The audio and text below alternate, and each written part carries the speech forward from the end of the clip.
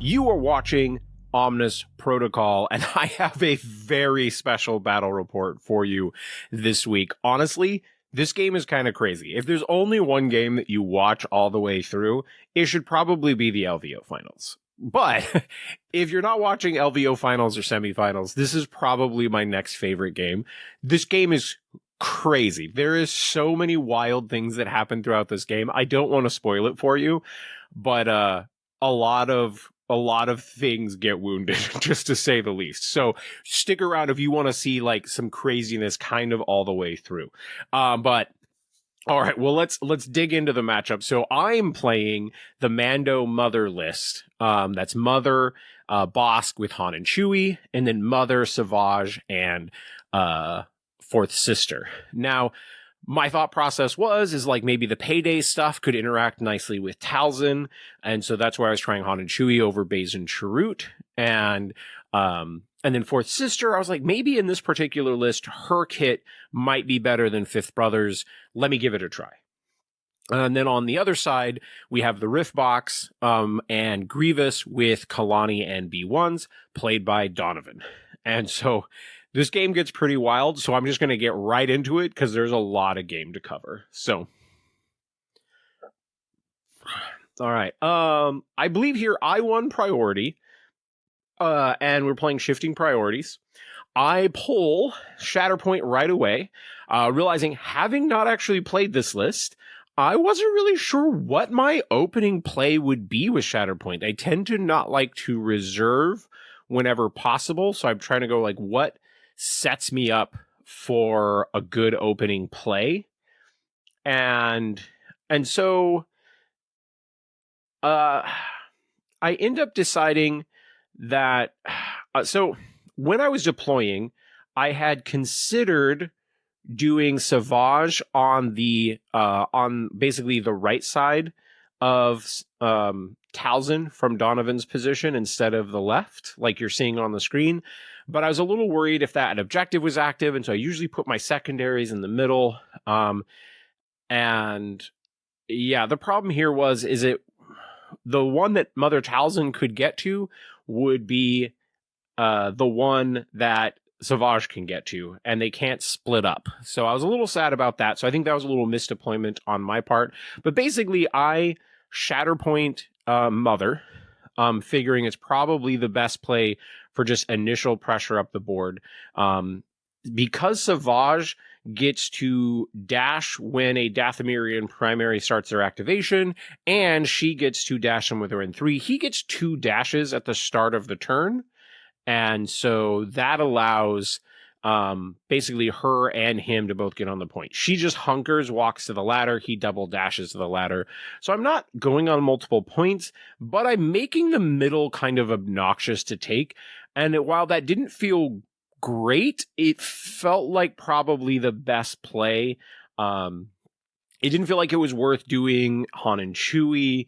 If I Shatterpointed Savage, I might as well Shatterpoint Mother and have them both on points. Like there just wasn't really like a great opening play there, which is something just to think about when you're building your list. So here, Donovan pulls Riff to start things off. I believe he's immediately going to want to reserve them. Riff is not a great opener here. It would get him up the board, but it's just taking 1 point. He pulls Nos, so he uses Nos's ability to put Riff on the bottom of the deck and immediately go into reserve.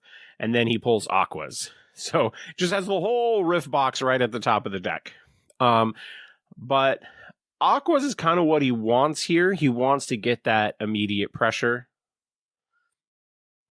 And so I think he's overall happy with that particular play.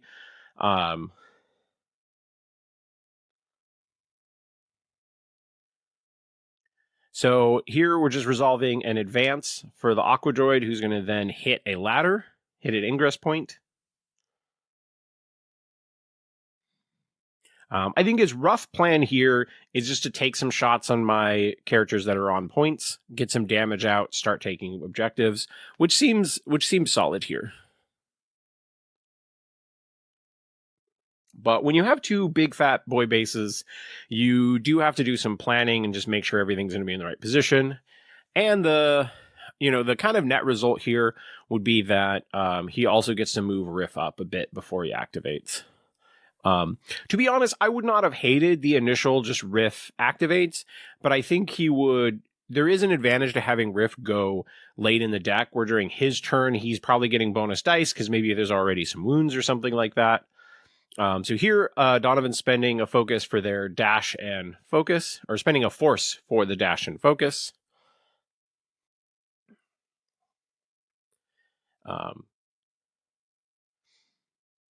I think it's unlikely here that he gets to score 3, but there is a chance.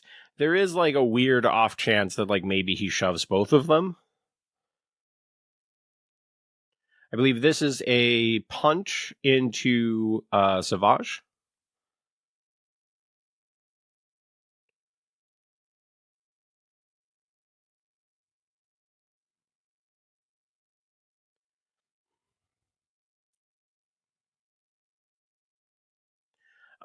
Sorry, I accidentally rolled dice in my dice tray that's mostly off camera. I think that's the only time that I actually do that during the game.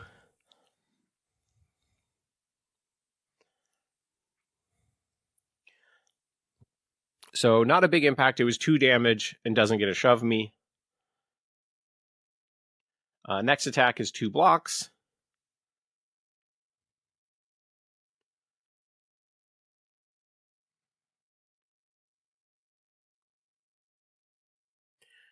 So that one ends up being 5 damage reduced to 4. I believe a disarm and then a shove that doesn't get to push him. So Savage takes a beating from the Aquas but lives. So I mean, can you really ask for more out of Savage? And then Riff gets to move forward, and then he's going to score 2. I get Savage here. There is certainly a world here where Savage could beat up on the Aqua, but I really don't feel like that's the best play for me here. I elect to reserve Savage. I get Mando. This is definitely not my preferred activation, but it's fine. And based on the layout here, I'm immediately thinking maybe I play Mando like a touch more offensive. Like, of the times that I've played Mando where I've used his where I've actually used his Clan of 2 to take shots is very small. But we're starting off with a 7 dice attack into the Aqua Droid. Looks like basically 2 blocks for him. Mando's going to go 3 down. So it'll be 5 damage and a shove.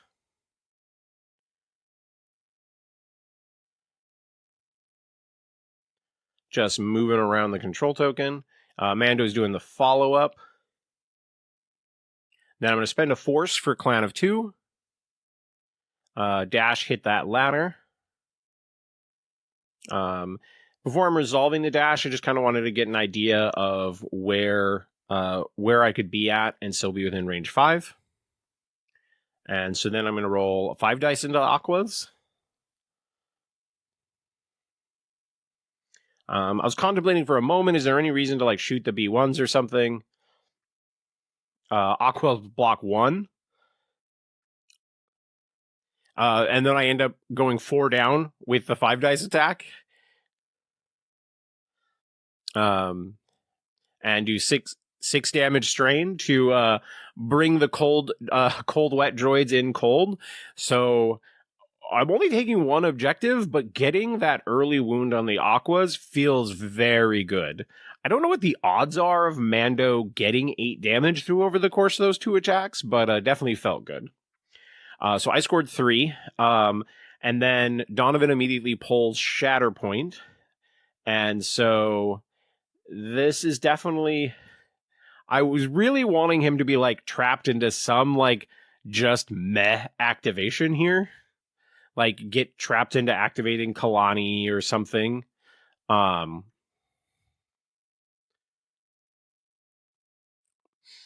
But yeah, it's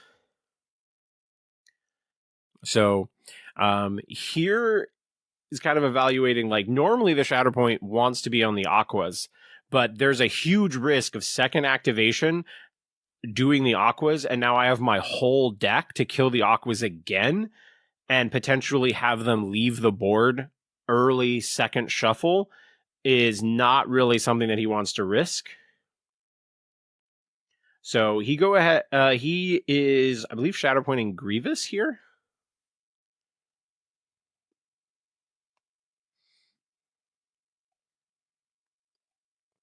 So he moved up a battle droid, then advanced forward, and now he's using Scuttle. I'm gonna go hit a ladder.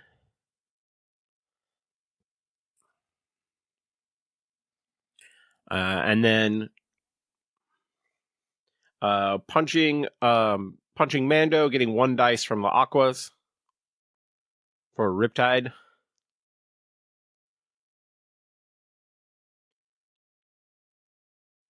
I end up with 3 blocks, crit to fail. I take 2 damage. But we weren't really expecting Grievous to do like crazy work. The main thing is he just wants the battle droids to be able to get up there. Battle droids hit that ladder, and then they get a bonus die from Kalani because the Aquas are in range. Pretty good roll from the B1s.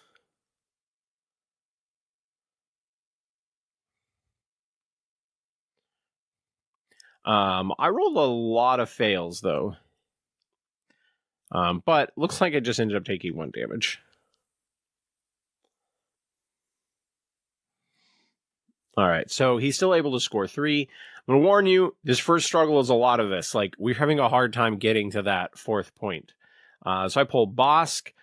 Generally, when Bosk comes up for me, if I've got a decent play for him, I try to just get him used, because he can be a character who can have, like, very mediocre activations. So if I have something that's, like, remotely reasonable, it's something that I'd like to do. My first thought is, do I payday and try to take a shot in a position where I can get the heal from Talzin to like heal the disarm off of Savage?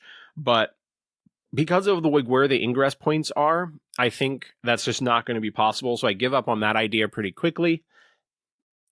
And so here he's going to use his explosives to give himself a dash and then hit the ladder. Because that ladder is a lot easier for me to come up, where if I do it in the reverse order, it didn't seem like I was going to be able to get in range to hit a ladder. So going to roll 7 dice into the B1s. B1s block 2.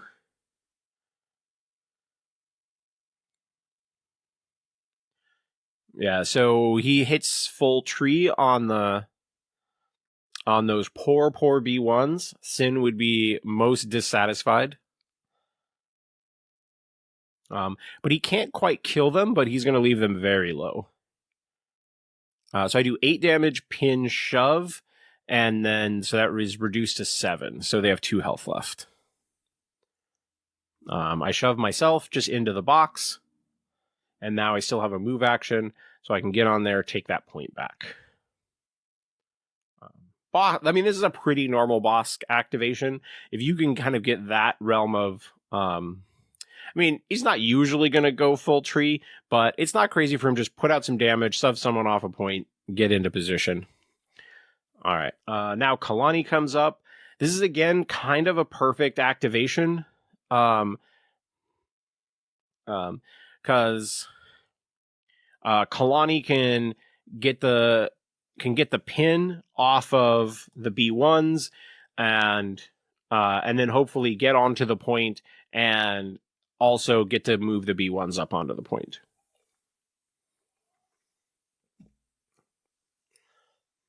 Here we're just checking whether or not the Aqua is within 4 so that it can dash and like resolve the strain while it's wounded. I always look for opportunities just to like get the random status effects off the board. because both Donovan and I are people who will make attacks into wounded characters if we're like just searching for a reposition, layer on status effects, stuff like that. So I think whenever you can look for opportunities to do something like that, I would definitely take it.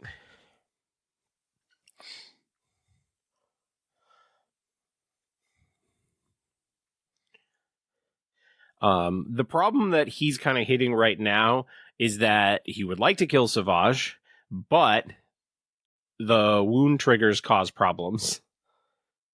And so he's got to be a little bit creative. I think the rough plan is shove Bosk away and then get the B1s onto the point. Maybe even himself as well. Right here, he's just nervous about some of the raw numbers here. Like he knows this is a turn where things could go really bad. But honestly, I feel like there's a lot of these moments in this game where we're like, man, if this turn goes bad for me, I might just lose the game. Because this game was just really tight, like the whole way. So yeah, Kalani shot into Bosk. Bosk blocks 3.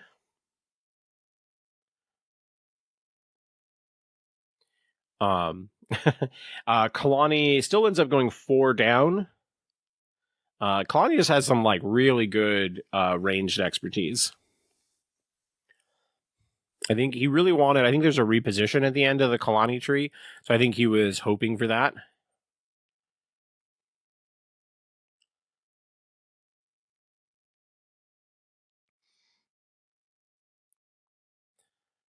But he's going to get the free tactical network. He's also going to shove Bosk. I mean, he's going to get the stuff that he wants, I believe. Like, there are very few activations in this game where we don't take a point. And as I kind of forewarned in the early stages of this, like, this game was wild. This game was a very unique, unlike any other game of Shatterpoint that I played. He spent the vast majority of the game having no idea who is going to win. I'm just being careful here because there's Grievous lightsabers. And just knowing that if I pull Bosk too abruptly, we'll just ram Grievous around.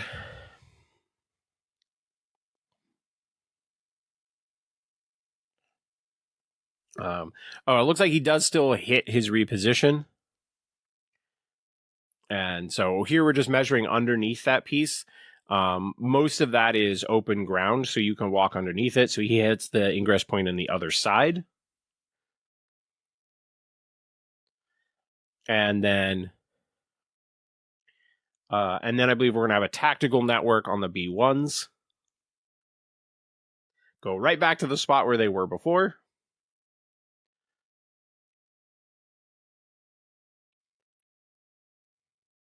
And then they're going to punch Mando again.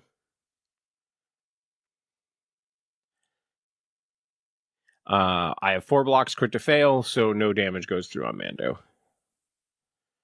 And he scores 3 by taking back the point.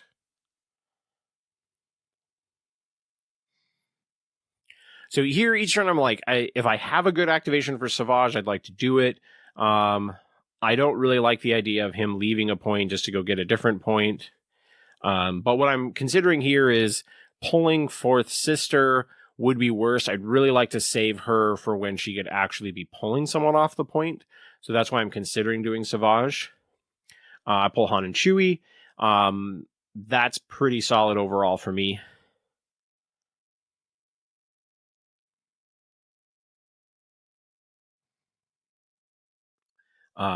Question here is it just spends a lot of force. But there's a good chance I'm going to get force back because the B1s are... the B1s only have 2 health left. The challenging thing here is, again, ingress points. Because of where I put Mando, I have just sort of blocked that, like, my most important ingress point. Now, I think if I hadn't blocked it, Kalani would be probably taking a spot over there anyway. But here they advance. I want one to go up that ladder. So I have a way for Han to get like actually onto the point. Han is going to do, look out, he's loose, to move up. But here, I think I make like a really like subtle, but really technical play that some people may not catch. When I resolve this, because my first instinct is that I want to punch Grievous with Han. But if I use look out, he's loose on Grievous and he walks out of melee range, then I'm going to have to punch Kalani.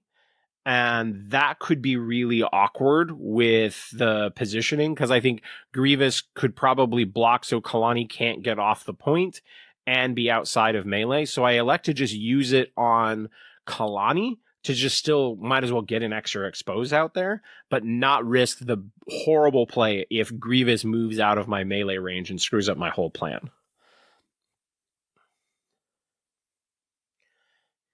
So Chewie, who's on the ground level, is going to go ahead and take a shot at the B1s. See if we can get some finishing done here. They get one block, so I think Chewie's going to annihilate them.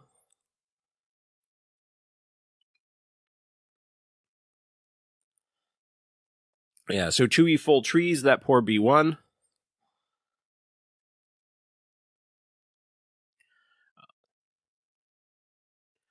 So I elect to do the 4 damage disarm and heals.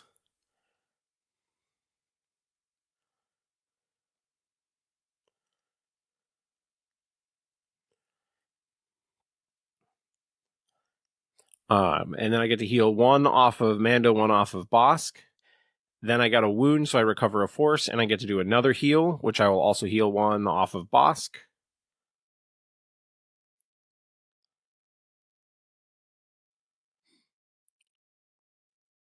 Obviously, there's some like, where do you spread around that healing? Like, obviously, Bosk can heal back, but I know that Donovan's list can put out a lot of damage, and so I'm thinking I can't necessarily wait for another Bosk activation because it could be a long while, so get the heals while I can. Here's the Han punch into Grievous.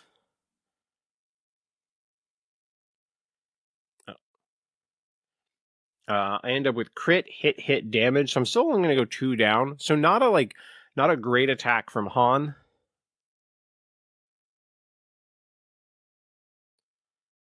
But just want to get some damage going on here. I'm only going to have 1 shove, and Grievous is not within range 1 to shove off the point. And so here I'm like, man, what is going on here? But I'm like, well, I'm definitely doing the first shove, so we're just going to see where we can get Grievous to. So I end up doing 1 damage, disarm, heal, and a shove.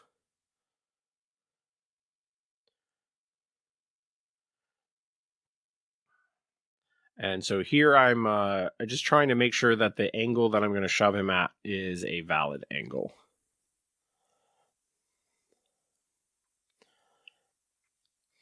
Try to, even for casual games, try to play as cleanly as possible.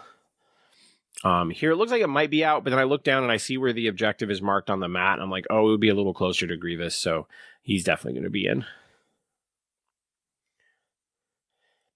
And then I spend 1 for the reposition.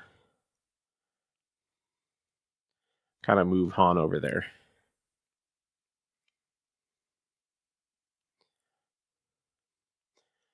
So I gain 1 momentum for the wound and move on to the point.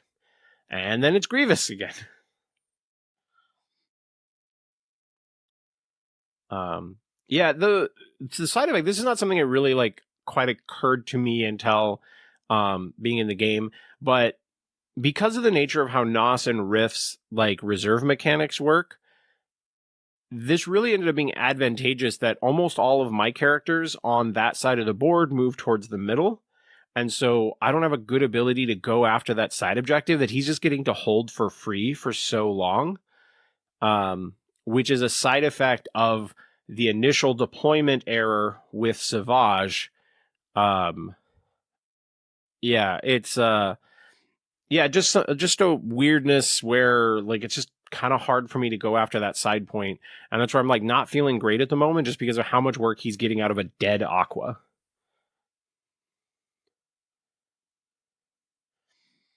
4 blocks. I believe this was melee attack into Chewy, kind of under the gantry. He gets 5 damage through with the 2 crits.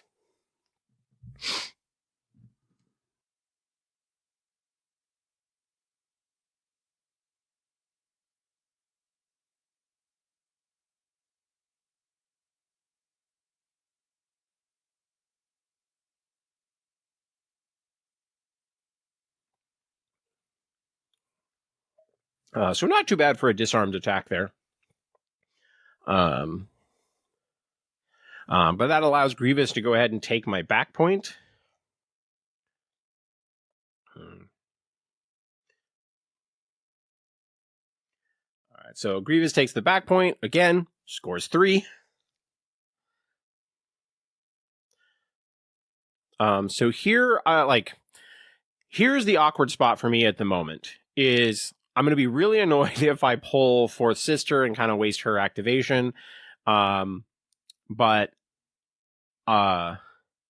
and so, but if I know that it's Mother next, then I'm very happy to activate the next card. But maybe in retrospect, and I should have just put Fourth Sister there rather than worry about this Savage activation.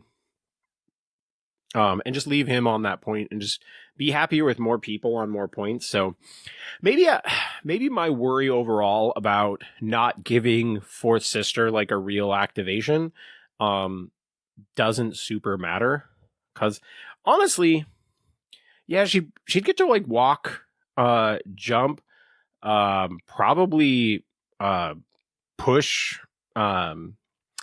Riff backwards. Yeah, honestly, in retrospect, I think this was probably a mistake. So what's happening here is we're going to rewind it for a bit in a second because we were double checking how the Mother's ability to like give out a heal. I was thinking I could attack the Aqua to get rid of disarm and heal a damage off of me. The thing is that her ability says that I have to actually deal damage. And since we figured that since you can't put damage onto a wounded character, I can't deal damage that way. So it's better if I'm just going to walk and heal one. Yeah. So. So credit. Donovan was actually the one who realized that. It has been a long time since I played Mother Talzin, and I forgot that was on damage. Yeah. So I think leaving Savage on that other point and just pulling the next card would have probably been better.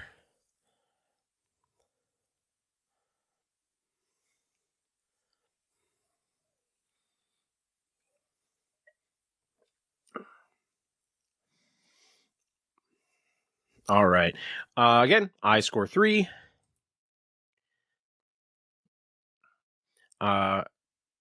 He is activating B1, so they are coming back into the fold. So the plus 8 here is B1s are getting 2 activations in the first deck. And so I will probably try to kill them as fast as possible. 2 blocks for Savage.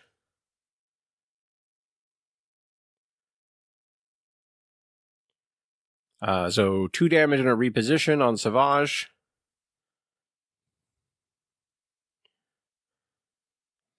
And that allows the battle droids to reposition onto the point. Here, Donovan is just double checking that he can indeed do Riptide and Blood in the Water. But he can. Donovan's just sometimes overly cautious. We've found a number of times where we like think that we know exactly what's going on, and then you just forget something kind of simple. Came up even in the last video that there was mistakes that I didn't even catch doing commentary. Looks like a shot at Mother. 2 blocks, crit to hit, hit to fail.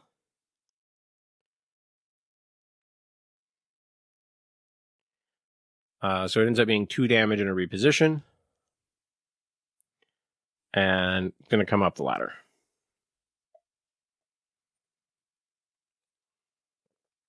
Definitely some defense rolls from Mother here where when I'm rolling 7 dice that I like would have really liked to just have like one more block in there.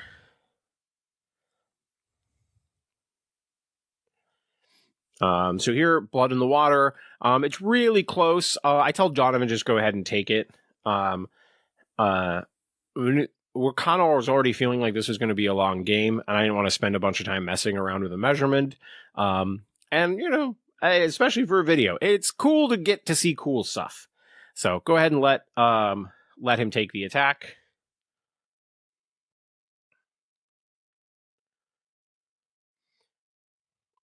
Only end up with 1 block. Our 5 dice attacks in general are just doing good work this game. But now there's kind of the question of like, is he going to try to kill him? Which he is not. He's going to do 5 damage, 2 shoves. So that it gets reduced to 4. And he is also strained, which is really kind of perfect. There's another situation where like 1 more block would have been really nice.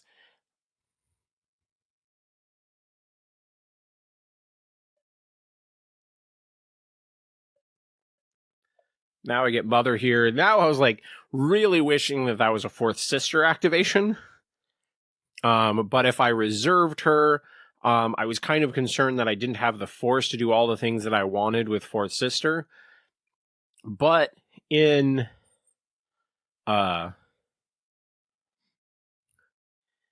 retrospect, I actually think there's probably a world where I could have reserved and still done 4th sister. I think I was as I was playing this game, I just felt very good about all of my 4th sister activations, and I think I was undervaluing just how much she could do with 1 or 0 force.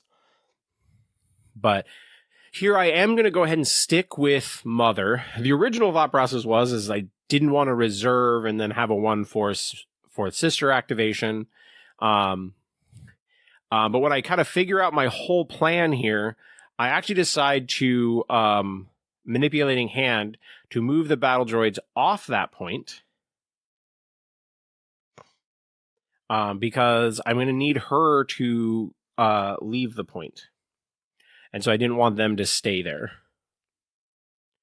Because my plan is to go take this point from Grievous. But there's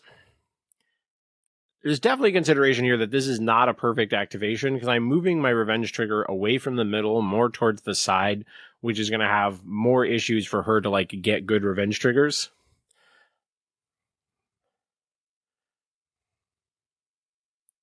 I end up doing 7 damage, expose, and 2 shoves.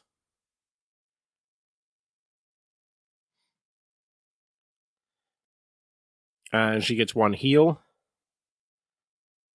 I actually decide I'm going to do 1 less damage and take the pin.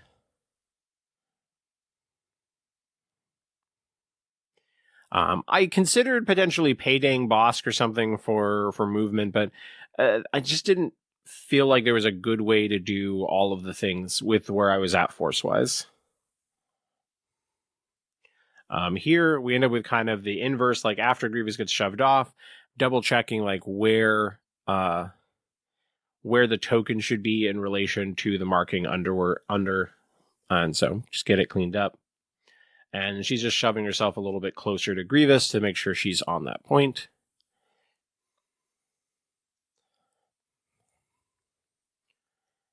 And then she takes control of that back point. And again, score 3. So we're just bouncing back and forth between 2 and 1. This is kind of a perfect NOS activation where he gets to move the B1s. They get to go back up onto the point to retake it. I mean, part of this is certainly deck manipulation for Donovan with how he gets to use NOS and Riff. But it definitely felt like he has the perfect activation after all of mine, which definitely feels rough when it's happening, but I think that's just sort of the way his list works.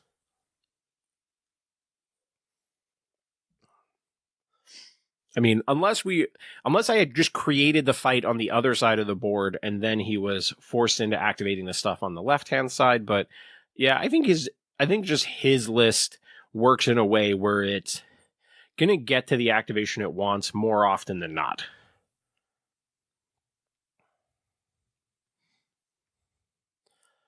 So I did go down to 0 force, and now with Grievous over there, I'm electing to like switch sides for my force and my cards.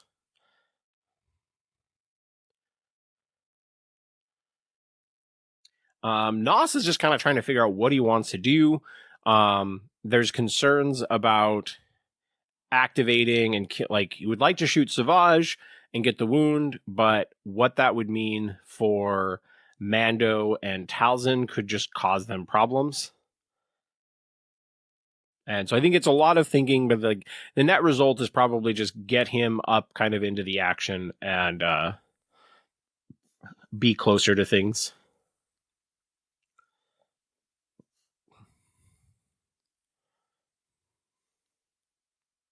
So he's just kind of checking range to ingress point, trying to like figure out like if there's a good spot for him. I'm not really sure there is at the moment. And so it's just a question of kind of finding like an okay option. So he just walks over to the ingress point over there, is going to go up. And then I think here he's electing to hunker.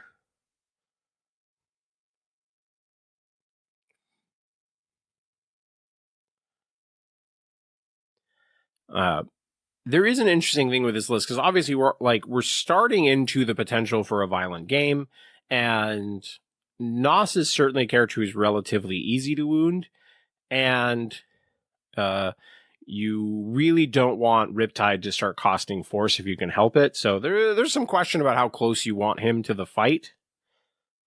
And you kind of often want to keep him as a suboptimal target. And so here what he's doing, he's just hunkered and he's on the point, but he's not on the right elevation. So it doesn't super matter at the moment, but it's a decent backup positioning. All right. I know the last card in my deck is Fourth Sister. Originally, I wanted to go after that point with the B1s and Riff, but there is some... I didn't like the math of how it could turn out, but I can advance to the ingress point. And so now what I was checking is just to make sure that I can be outside of range 2, because I want to throw a lightsaber. And so I throw a lightsaber. So that's a 7 dice for her. If you haven't seen Fourth Sister since her update, 2 blocks. 2 blocks for the B1s. Looks like I'm only going to go 2 down. So I end up doing 2 damage, shove, pin.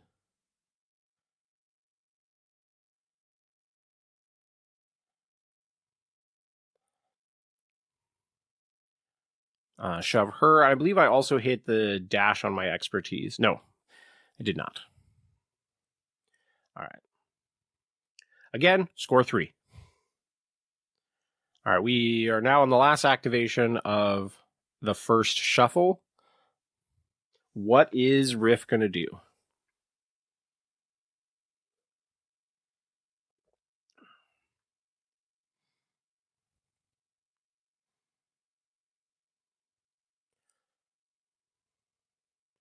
All right, he's just pondering, like, if he's going to hit that ingress point.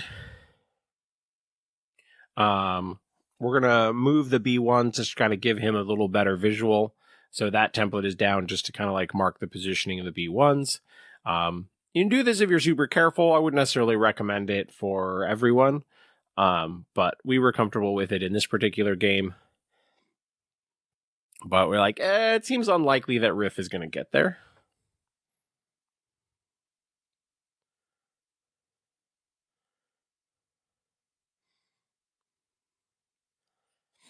So now I think he's like eyeing how can he get Fourth Sister off that point.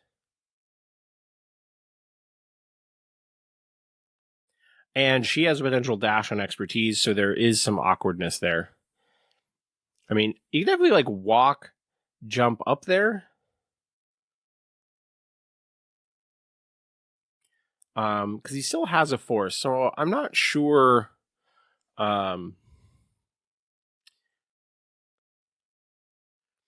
I'm not sure what makes this quite so complicated. I think the play is to walk, jump up there, and shove her off the point. So, but maybe there's just something I'm not thinking about in the moment.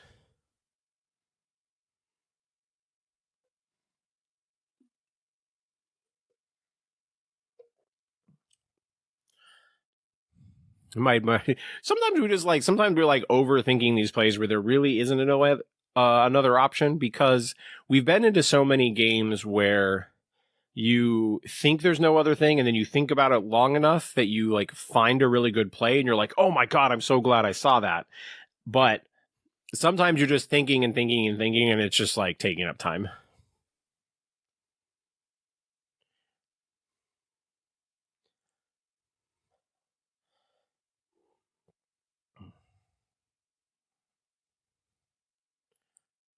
All right, so we get an advance from Riff.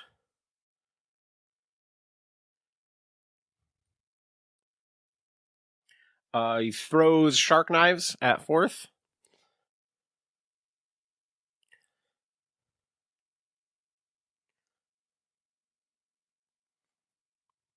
Oh, I did it. I rolled the defense dice in the back tray, so I move them over.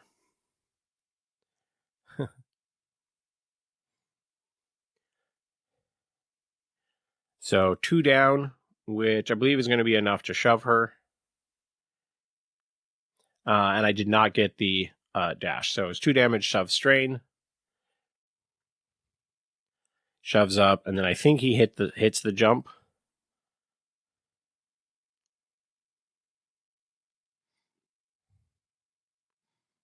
Maybe he's using the force for a reposition. Oh, now he's going to go ahead and jump up.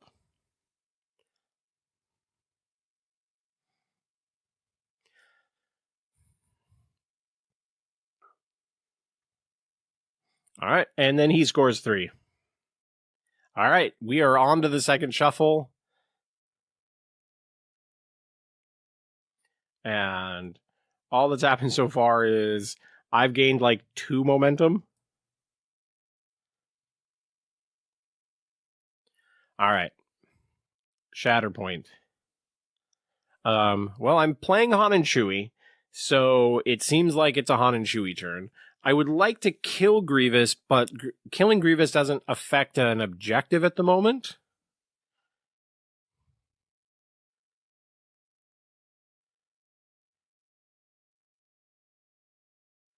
And so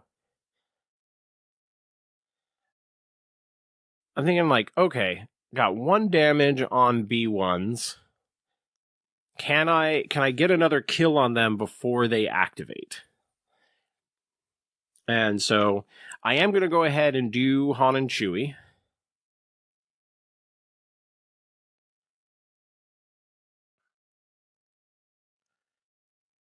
So Han is using, look out, he's loose. The B1 is pinned, so the B1 is not going to get to move and will be exposed.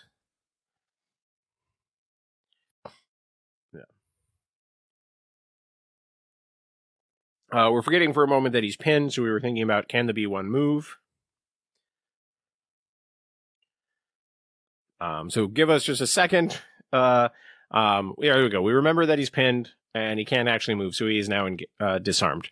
So I'm thinking, he's now exposed. So now I'm thinking, there's a reasonable chance here that we can get damage through and maybe kill the B1s here. So Han is going to punch. B1s block 3. And then I roll a whole bunch of fails. So I just end up with 2 crits going through.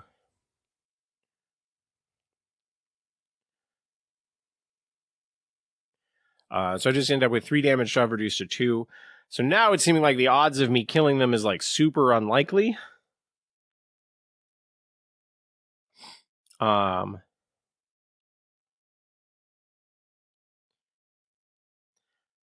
I just kind of shove Han closer to...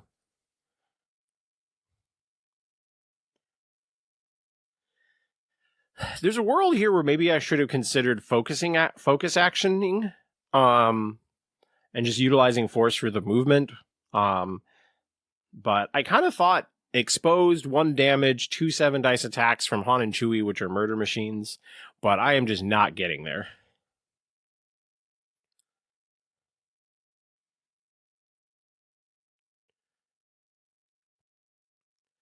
So I do 4 damage, shove, pin, so it's reduced to 3, so I end up with 6. I only do 5 total damage after protection, and pin.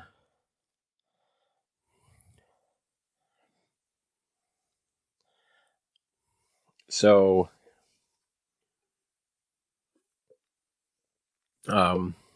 little frustrated there. But that is just what dice do sometimes. You can't have every roll being great. But I'm realizing I really need to go take an objective, so we're spending more force. So I'm going to resolve the spend a force and reposition to have Han hit the ladder.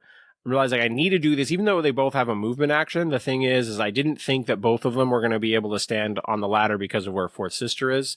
So I resolved the reposition first. So Han can hit the ladder, and then he can do his move action to move out of the way. So Chewie can then also come up the ladder. And score 3, and again, not end on 0. And then there's Grievous. So there's a world where Grievous can certainly take a point back there, which is why I didn't want to kill him right away, because I was when he's gonna come up again is I'd kind of like to be able to kill him to take a point, and I'm a little concerned about him ending up on an objective and then being at full health again, which is why I didn't go for that wound, and I thought putting a bunch of damage into the B1s. All right, so Donovan is reserving Grievous, gets the B1s. So this is particularly frustrating, because if I had gotten the damage through on Han and Chewie, B1s would now be leaving the table right now. And so, to be entirely honest, I was putting the Han and Chewie in the Baze and Chirrut slot because I felt like this was a list that could potentially utilize them. Over the course of this game, I definitely want to go back to Baze and Chirrut in that spot. The payday, just as you can already kind of tell, it's not really coming up in any impactful way. And I was running out of force. So, I'm just thinking that I would have preferred having them in.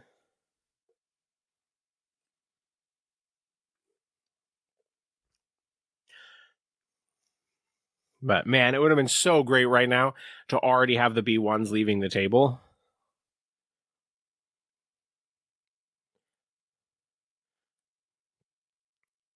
All right. So what was happening there is B1s did come up.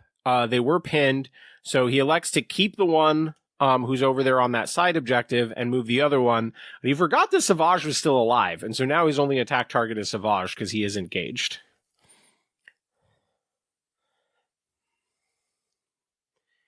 So I ended up with 2 blocks, but that looks like he gets to kill Savage if he wants. Savage only has 1 health at this point.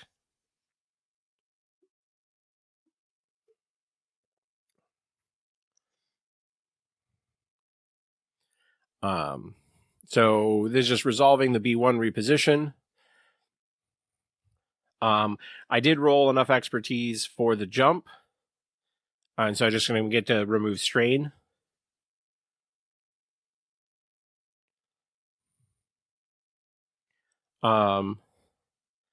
Just kind of thinking of is there any obnoxious spot?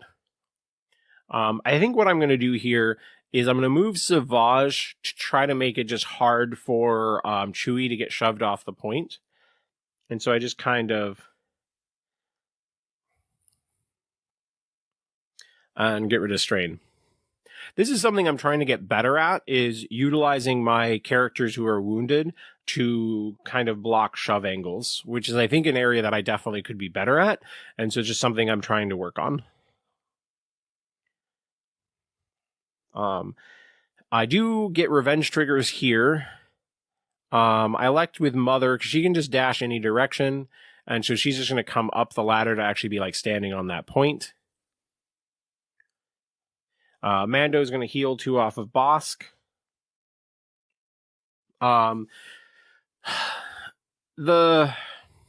So here there's a world where I could move down and engage the B1s, but they only need a reposition to come up. And Kalani's still up there. So if I move Mando down, then the B1s only need a reposition to take the point.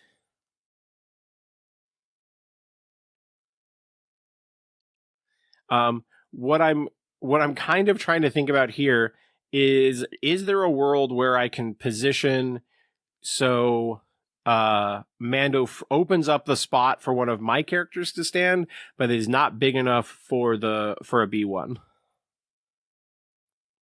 But I elect to go ahead and leave Mando where he's at, which I'm not confident that that's the right play.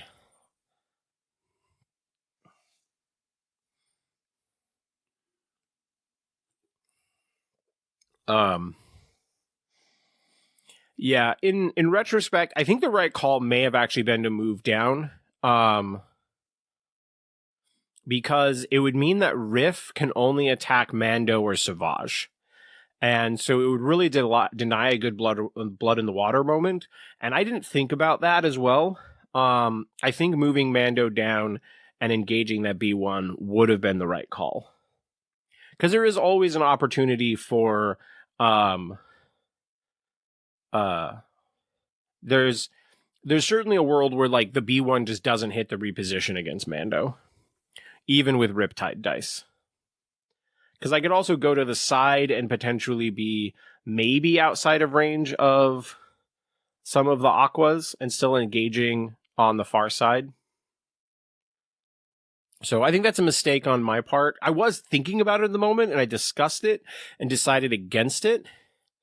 But I was not thinking about how much it would actually impact the blood in the water part. I was just thinking about it for the B1.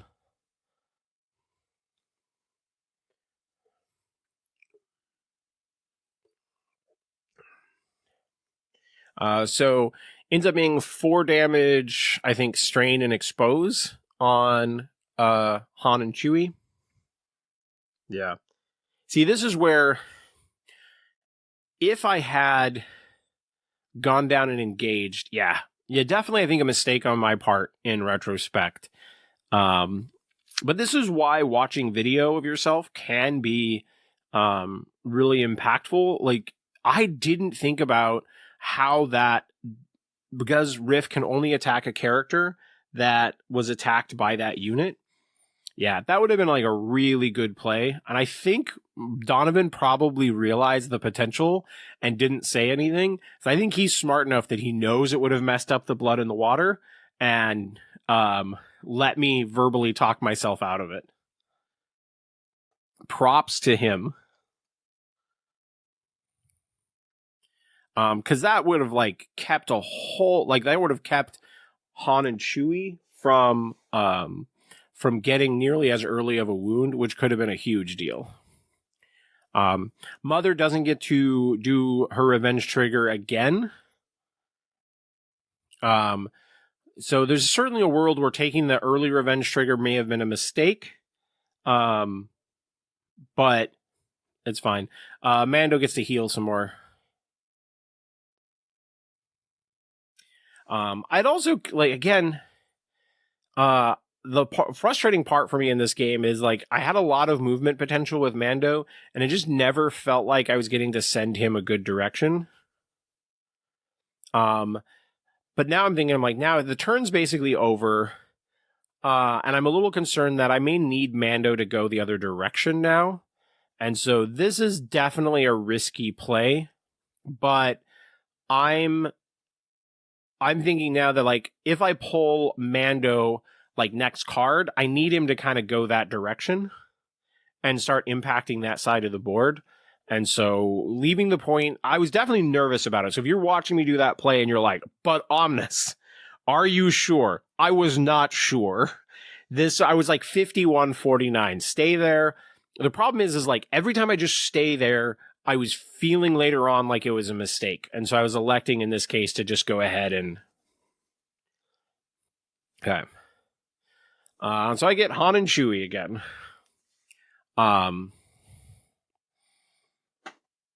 So, yeah, definitely. Wish I'd seen that Mando play while I was playing.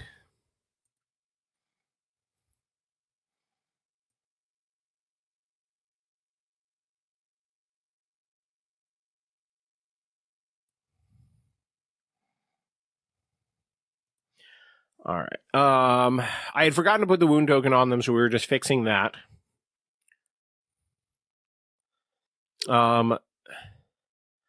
So here I'm like, I'm not really sure I want them to go anywhere. I'm like, I think I'm probably just punching the shit out of Riff.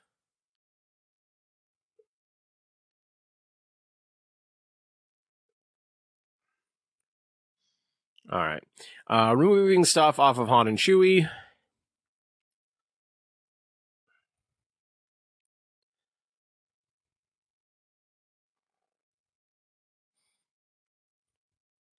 Yeah, because I really didn't want to send them anywhere and just like start burning through all my force right away. So it felt like I might as well take the, they can guarantee take a point from Riff, so let's get damage out there.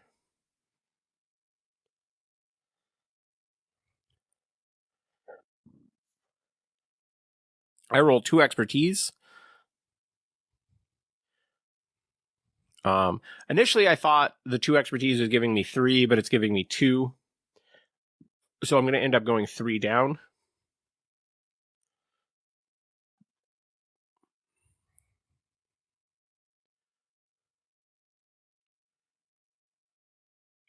So I do 4 damage pin. I had a shove, but it didn't really matter. All right, another attack. Can Chewie do 5? I'm like, if I can go 3 down again, I can get him. Yeah. Chewie's like, no, I got this shark bro. Trees greater than water.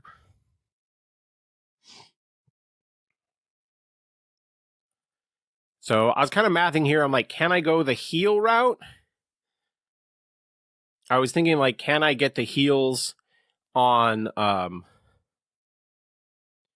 was thinking I could like totally top off Fourth Sister with the heals.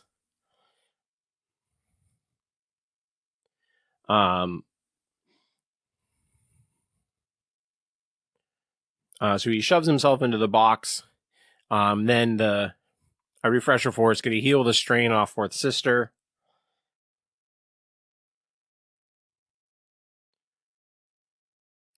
And then they take a heal action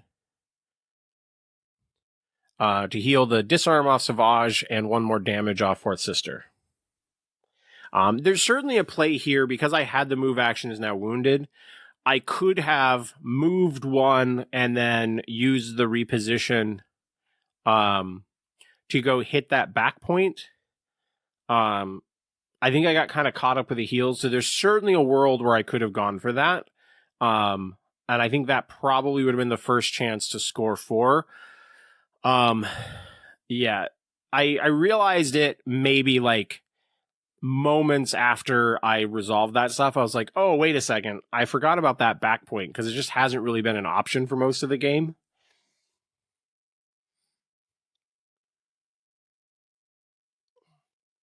So more ominous mistakes for sure.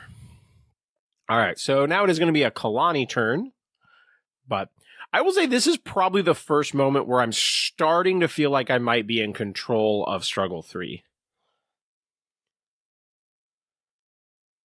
Or, sorry, might be in control of Struggle 1, finally.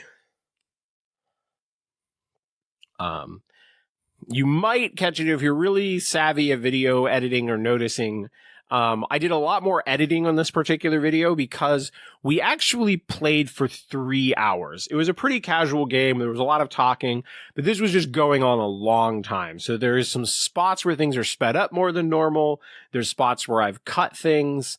Hopefully that's not super noticeable. I'm trying to just keep it with the flow, but I needed to cut out some space because I was like, nobody wants to watch 3 hours of this. And also, to be entirely honest, I don't want to record commentary for 3+ hours.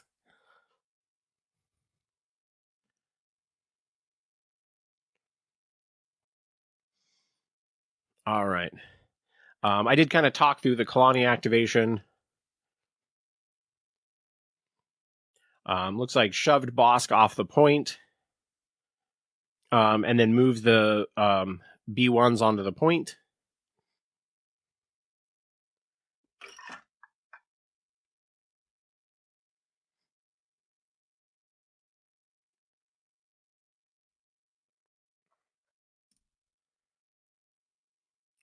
And he scores 3 again.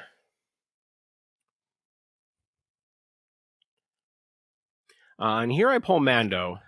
And so obviously there's a world where like Mando should have stayed on the point, but because Bosk was going to get shoved off anyway, like I would have lost control of that point either way. But I do get a lot more versatility about what do I actually want to do with the Mando activation here.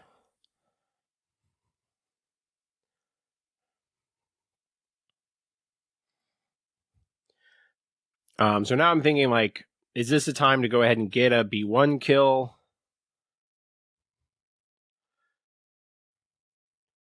I want to get like a presence on this other side of the board because I just feel like I've made it too easy for Donovan because so many of my characters are ending up on the left-hand side.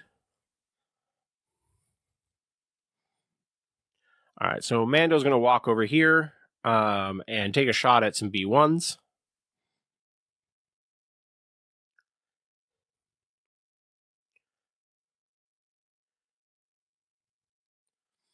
So 7 dice shot into the B1s. They are hunkered at the moment.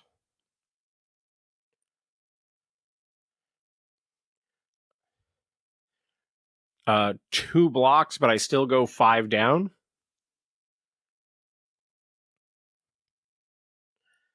So basically full tree.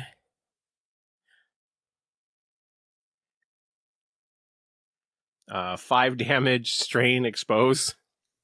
Mando came to fuck shit up today for reals.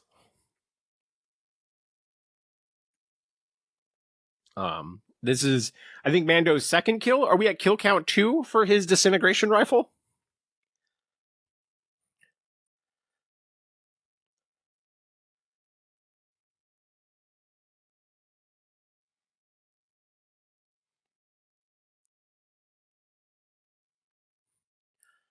So follow up, and then he's got to reposition.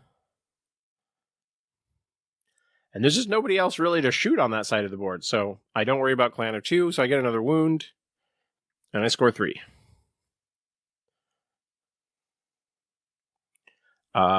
He does pull Aquas. That was definitely the pull that he wanted there. But like, if he pulls Nos, he can just put Nos into reserve. Yeah. It's funny that we're like still not really sure who's going to win Struggle 1, and we've both done he's on his 10th activation. I've activated 10 times, and we are still in Struggle 1.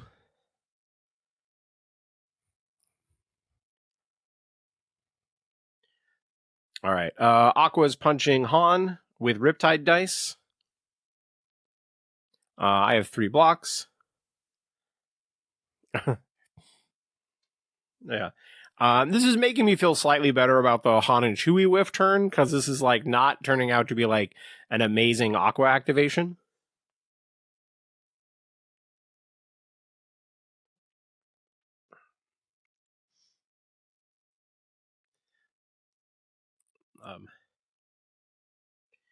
I was reminding him, I'm like, you have a shove and a dash. Is that things that you want to do?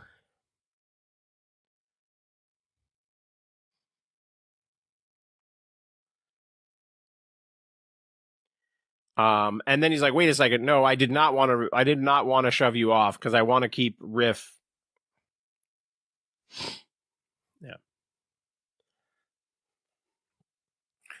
Okay. Then the other Aqua is punching Mando.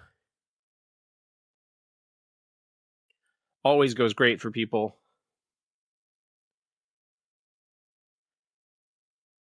I have 5 blocks crit to hit. Ends up being 3 damage and a shove. But I don't think he's getting Mando off the point.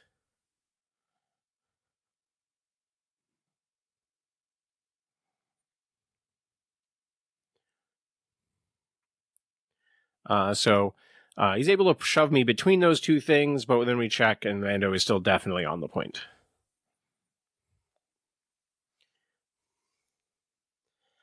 Now Riff gets to punch Han. Cost of force, but it does get rid of his strain and pin.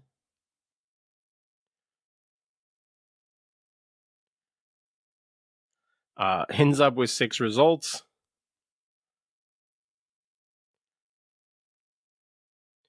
The 3 crits go through.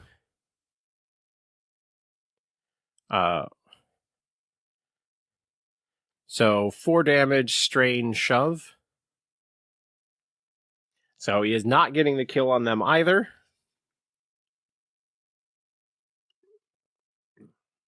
So it's the first time in a whole since the very first round where someone only scored 2.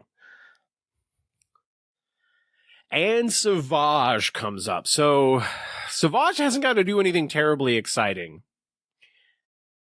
And so here, because I'm starting off scoring 3, if I can score 4 and get a wound here, I would win the struggle. And again, with my secondaries, I'm usually like, if I can score a point, I'm happy to take the activation. And so here I'm like, can I, it would be nice to go in, make an attack on the Aquas to soften them up, get 3 or 4 damage through, something like that, would be nice. And then still get to the point. Because I'm going to have to spend force to get to that back point anyway. So I might as well try to get some damage along the way. Because I don't think a hunker and a walk would get me there. So I elect to walk forward and take a swing at that at the Aqua, and let's see how it goes. If I'm playing Savage, this is the first time Savage has been on the channel. So Savage needs to lightsaber some shit. 2 blocks. Pretty good roll overall for me. 2 expertise becomes a crit and a damage. So he blocks 2. I'm going to go 3 down. So my first thought was, I'm not killing you. I might as well put some status effects on you. And then I start thinking, wait a second. So I'm 6 damage plus 1. He's got protection. So I could do 6 damage, leave them at 2. Am I willing to use Dark Fury? It's 5 dice. Crits and hits deal damage. So 50-50. So 5 dice, 2 successes, because Dark Fury ignores protection. It's not an attack. So, but if I hit it, I can spend all 5 force total and win the struggle right now. And I'm like, it's better than 50-50. If it was 4 dice, it would be like 50-50. And so I'm going for it. I need 2 successes on 5 dice. The odds are with me. So hype time. If you wanted to see Savage in action, I'm riding the train. We're just going to see how this goes. I get exactly 2 successes. So Savage 1 rounds the Aquas. So they now have 2 wounds and will leave the table next. And I spend my last 2 force to walk onto the point and score 4 plus a momentum to end the struggle on a Savage activation. At this point, I was like, I have to record this video. It doesn't matter how long this stupid thing is. I have to go all the way. How many games does Sauvage get to do exactly what Sauvage is designed to do? Holy crap. But I'm also like, am I going to just screw myself because I spent 5 force? So, hype. Sauvage, such a cool character. I have not played, I'm not 100% sure if I played Sauvage more than once. It might have been 0 times. I can't remember if I shuffled him out right away or if I played like 1 game with him when Mother came out. But I have not played Sauvage much. So, definitely the most cool activation I have ever had or ever seen with Sauvage.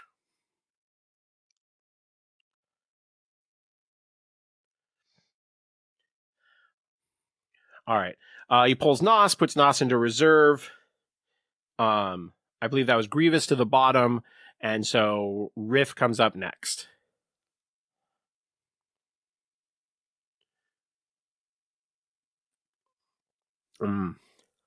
Priority objective is a little awkward for him right now.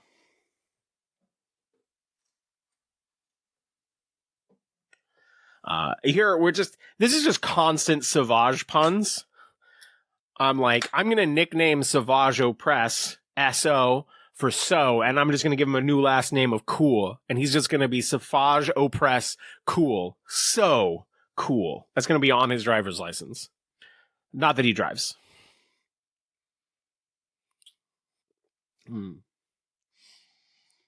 But I wonder what it feels like to have like the internet totally shit on a character and then have like that character do the shit that the internet said that he can't do to you in a game. Like, how does that feel? Yeah. I was definitely joking around in this moment where I'm like, well, this game was going on for so long, I was considering just scrapping it, but now there's been such cool moments. Mando's racking up kills, Sauvage is getting kills. I guess maybe I just have to like do this thing, regardless of extra editing time. Editing time be damned. We just have to do this thing.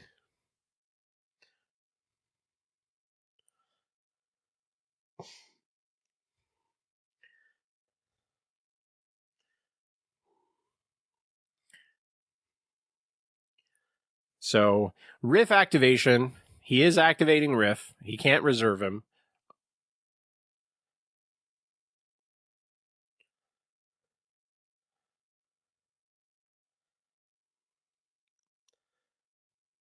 I believe he's attacking Han with Riptide.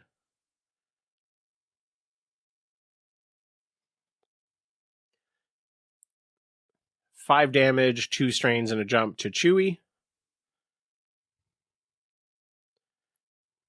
So he just follows up into Han, and then is going to jump, hit the ladder, go down, and then resolve his second shove.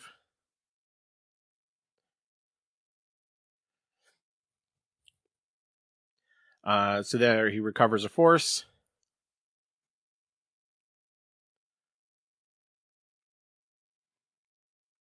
So here I'm thinking about the Mother Talzin revenge trigger and just seeing like where she can be at range 4. Kind of like where she can get. Because there is some rocks down there.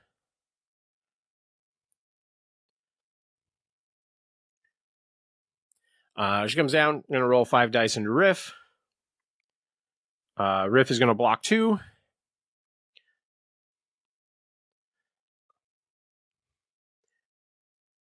So she's going to go 4 down on 5 dice versus 2 blocks.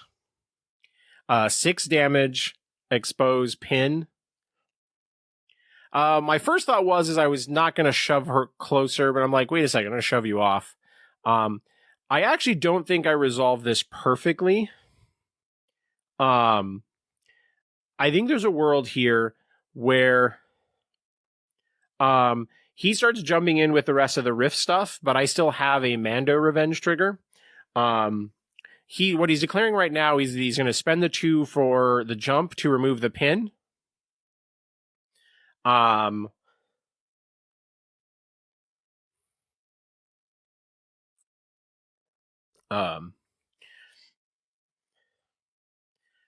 Here's where I'm like, hey, dude, you're jumping ahead on me. I still have a Mando trigger.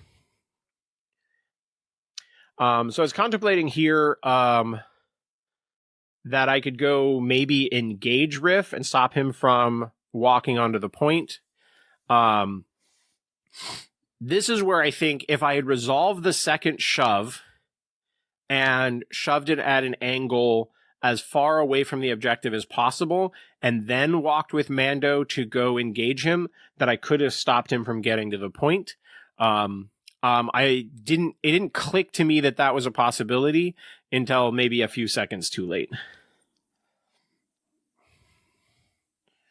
So he moves over there, doesn't quite hit the ladder.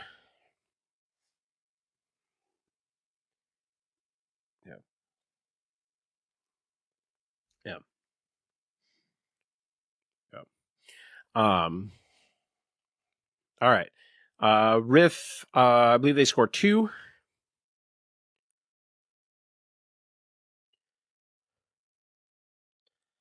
So I'm like, this is a totally fine activation for Fourth Sister. She can totally just walk down there and kill Riff. Let's just stack up the wounds, right? At this point, Riff has already been wounded once. The Aquas have been wounded twice. The B1s have been wounded twice. And Grievous is also close to death. Han and Chewie and Savage have a total of 3 wounds. Yeah.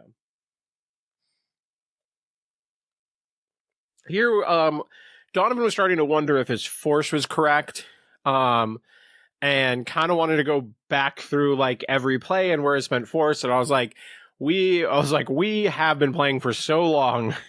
We kind of just need to go with where things are at. On rewatch, I'm pretty sure we have it right. So, all right. So, Fourth Sis walks down. She's going to throw a lightsaber at Riff, who has 3 health left and is exposed. Ends up with 3 blocks. Expertise becomes crit and a dash.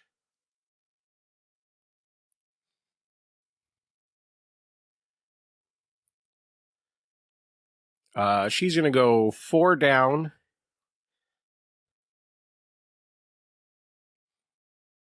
So I am going to get the kill. Also, I mean, if you guys wanted games where you get to see some of the underloved characters do all sorts of cool shit, what about this game for Grievous, Fourth Sister, and Savage have all been pretty fantastic. And Mother. Mother has put out so much damage so far. So if you have been wanting other stuff, I hope that you are still watching and get to see like how all of this stuff is unfolding. Fourth Sister is so close to like being top tier that it's like wild when you play her. So what I want to do is I wanted to resolve the free push, but then I realized I did it in the wrong order, that I need to resolve the pull before the dash, I believe, from expertise. So I was just trying to correct that positioning a little bit. But I told you all this was going to be a wild game. And Shatterpoint for Donovan.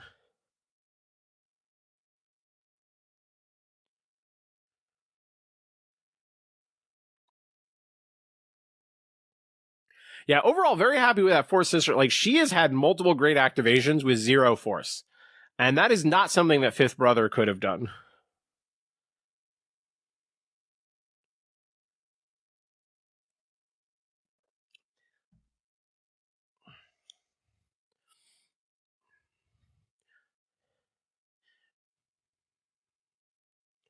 Yeah. All right. Shatterpoint, Riff. He is walking up because he's getting a little low on force.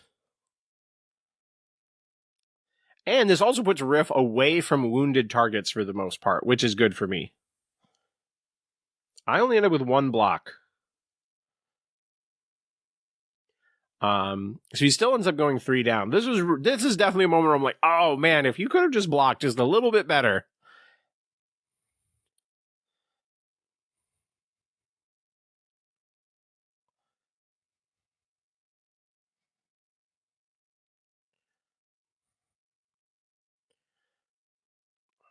All right, Bosk's turn. This is definitely not the turn I wanted the fail symbol to come up. This is one thing that you're just kind of like can struggle with a little bit. Like when you like get an activation, they have a point they could take, but it's not the priority point, and it's just like a little awkward with the order deck order. I checked, and like Kalani is just barely not engaged with Bosk, so I can just straight walk to the other side. Then I'm like thinking, wait a second, do I want to? He has more range dice. Is that better? But then I'm also thinking, wait a second, he has lower melee defense dice. So I'm a little ahead of the video in this moment. But basically I'm like, wait a second, do I want to shoot before I move? And then I'm like, wait a second. Nah, I mean, 6 melee dice with Kalani getting 1 less defense dice and the much better shove angles. I might as well just walk first.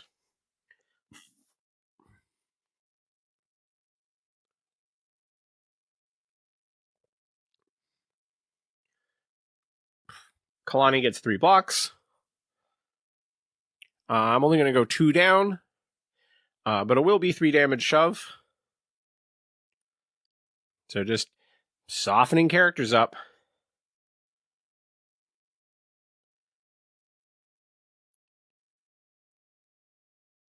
Boss is going to take that point. I score 2.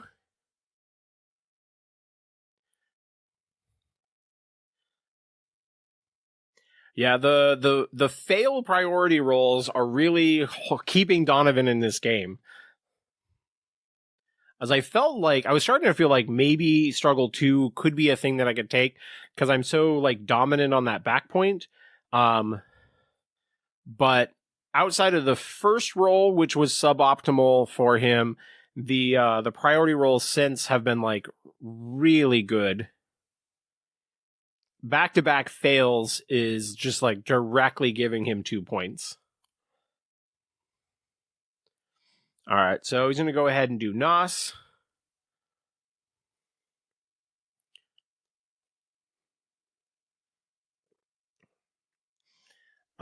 Pretty perfect activation for Nos because he gets to move Kalani to that ladder on the far side.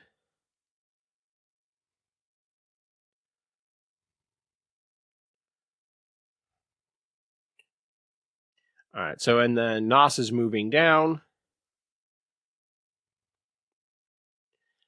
So first he was trying to think if he wanted to engage them and was like, wait a second, they have more defense dice.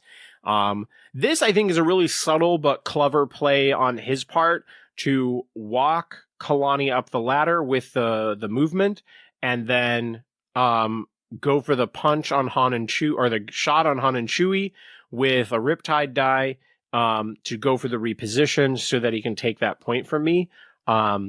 That's some subtle stuff that I think is really easily missed and maybe like overlooked, but I think that is a really clever play overall.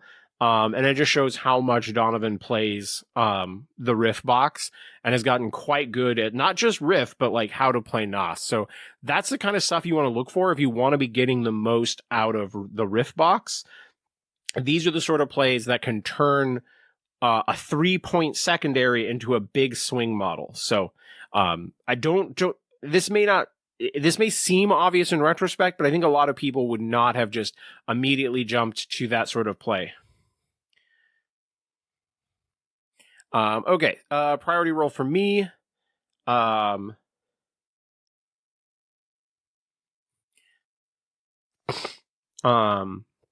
it's the block, which is where Kalani and Nos are at. So I'm like, Again, I'm like, I kind of want to kill Grievous, but I know he's activating next, so I kind of want to kill him after he activates, where I get to take away his scoring potential.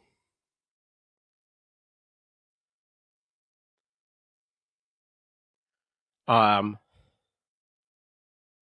was a little nervous because of like, if I didn't have Kalani in range, then I'm in a really rough spot because I need to shove to be able to walk close enough and hit a to be able to hit an ingress point. So I really definitely needed Kalani in range. So it was only like in by like 3 millimeters or something.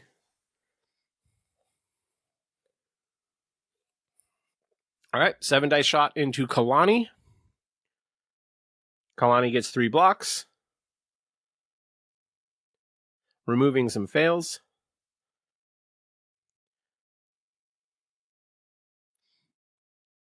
I'm going to end up going 3 down after expertise.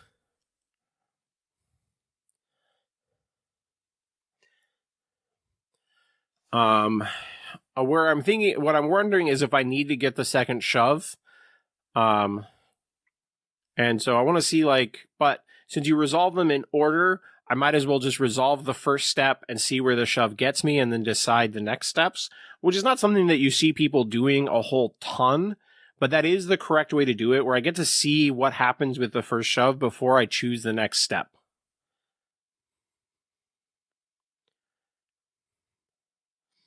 All right, so Kalani's already off the point, but I am going to go ahead and take the 5 damage 2 shoves. So here I'm resolving the rest of the shove from the first one. Now the second shove to get Kalani off the point.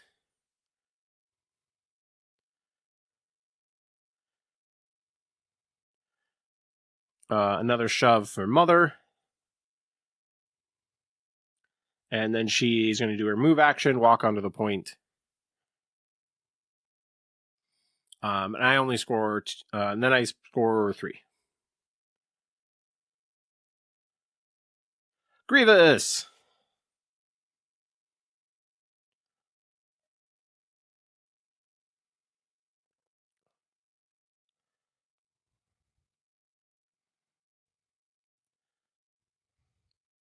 Definitely, I'm like,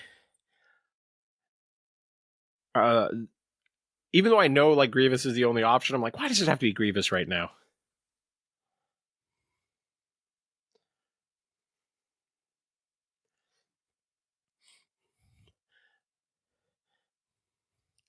So I believe he move actions to remove the pin and then scuttles.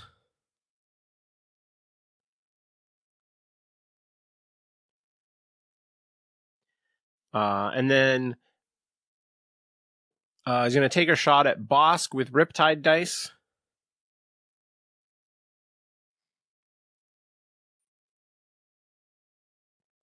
Pretty good roll. And then I have 4 fails, so he gets to full tree. Not the way that I wanted that activation to go, for sure. Donovan is kind of lamenting in the moment of like, wait a second, I don't want to kill this lizard right now. That was not what I wanted. So there's definitely some element of when you're playing this game that you kind of like want the dice to spike in the right moment for you. And sometimes they spike when you're like, I don't feel like I can fully take advantage of this spike.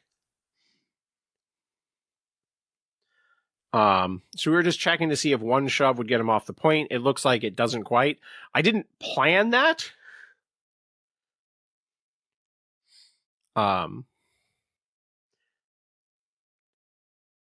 So he's going to elect to go down the tree for the double shove, but not go for the kill.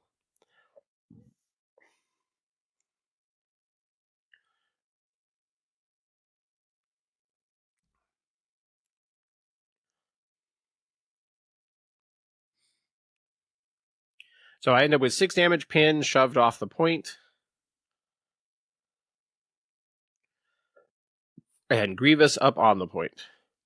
And there's the second shove.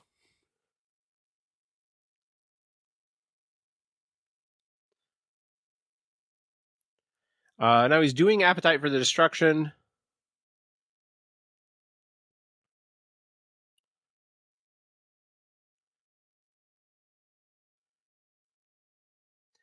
He's just kind of going like, do I move the B1s anywhere important?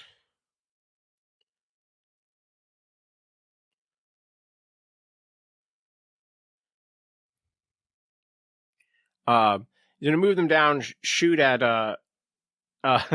shoot at Bosk, take the wound with the wounded B1s that can't really do much. So 2 damage and a reposition, which is enough to kill them. This is a very clever thing to do with Grievous, is like specifically limit the ability for the counterattacks to go at Grievous.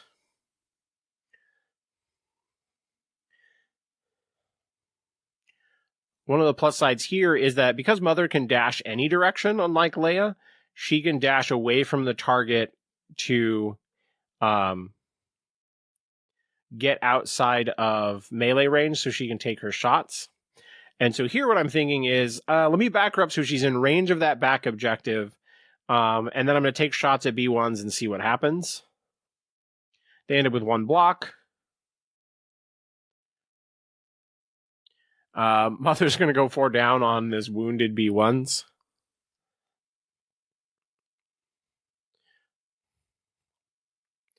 I'm just trying to like shove them to clear up space. And since I did go far enough for 2 shoves, now I'm just going to come back onto the point.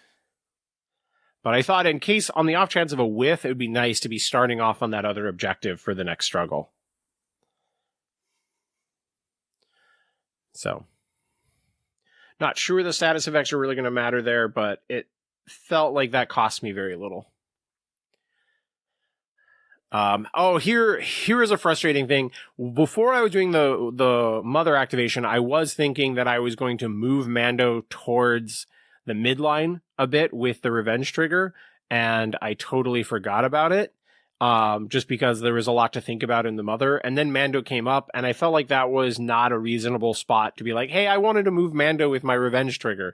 Even though nothing else had happened between, the problem was it gave me information that I knew that Mando was the next card. And so even though I knew in my head I was thinking about doing this sort of movement to open up plays for him,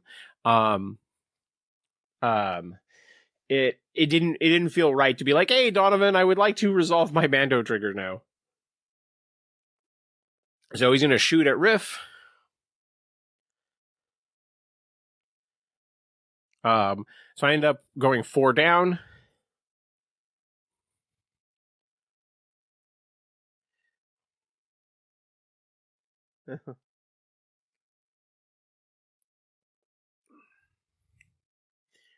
So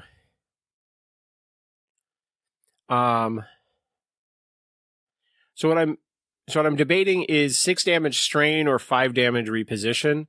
But I'm thinking that I need the reposition to kind of get where I want to be because I didn't resolve the Mando revenge trigger. And so this is impactful because 6 damage strain would have been so perfect on Riff that it could have been a game-winning play. But I just wasn't confident that I was going to get to the point and do everything that I wanted to do. So here I'm going to clan of 2, but I've got to get outside of range 2 of Fourth Sister. And then roll 5 dice into him. He ends up with 5 blocks here. And I do not have any crits, so I do not get anything through on that one. But man, it would have been so nice to be able to get all, like, if I had done what I had in my head and moved towards the middle and didn't forget about it, then I would have been able to do 6 damage strain, and so that he couldn't blood in the water. Or he couldn't do his, like, jump up and attack, because it would literally kill him.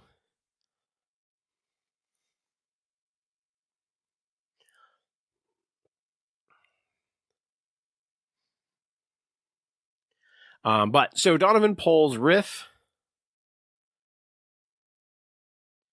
And he gets Shatterpoint, which is what he wants here.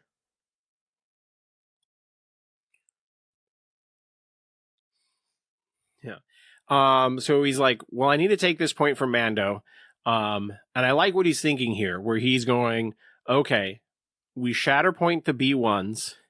The B1s do have the ability where, because I didn't do the 6 damage and strain to Riff, that this sets him up for the B1s coming up, shooting Mando or punching Mando. And then Riff being able to jump up, so then he has 2 bodies, which then take the point from Mando, and then Riff will end up on the point, so that but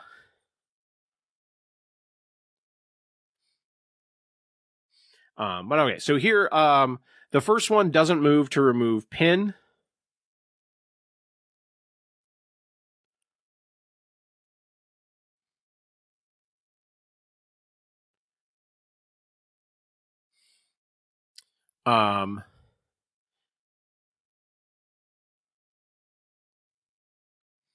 Wonder if they forgot about pin, but he just hasn't removed the stuff because they are Shatterpointed. So the back one, the one on the right, is actually shooting at Savage. Yeah, he's not worried about it because they're just going to leave the table. Hits the reposition, so he goes up there. It's close. I probably could have fought him on this one and be like, I don't think you're in. But it's close, and we've been playing for a long time, so I'm like, let's keep with the action. This game has been too cool.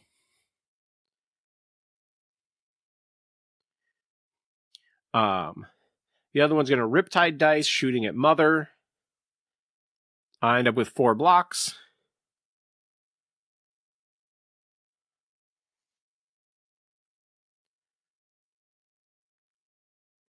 Ends up with 4 damage, reposition, expose.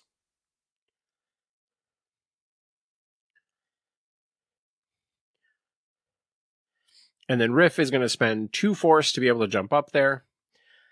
So this is where the subtle missing a Mando trigger is such a huge deal. Because even if I moved him to just max range of that objective, then I think I would have had everything that I needed and could have had Riff 6 damage strain, which would have stopped this play. Which was a struggle to defining play for Donovan, which props to him. Great play.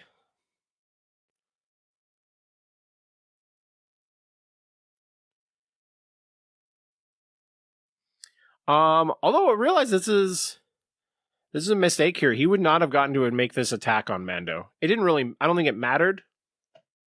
Riff has to attack someone who had been attacked.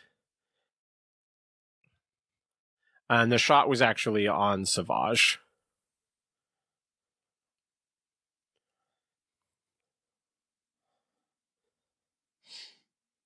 But I don't think that 1 damage to strain mattered at all.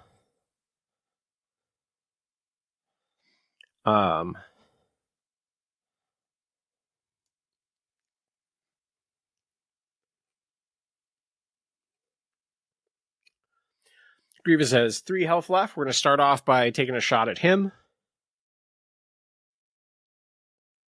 I end up with 7 hits on 7 dice. So I'm going to full tree, and he has a dash. Oh, he was exposed, so he does not have the dash. So it's just going to be a full tree on Grievous.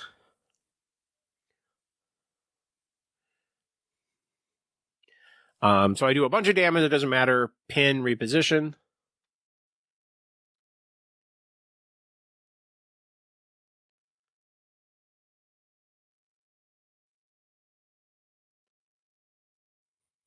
So where are we at wound-wise?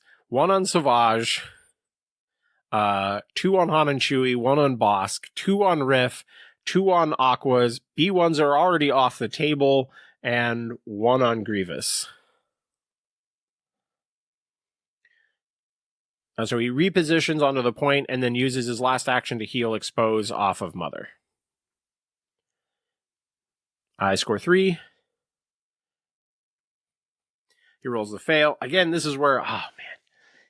It is amazing how much missing a single Mando trigger absolutely changes a game. So Riff comes up.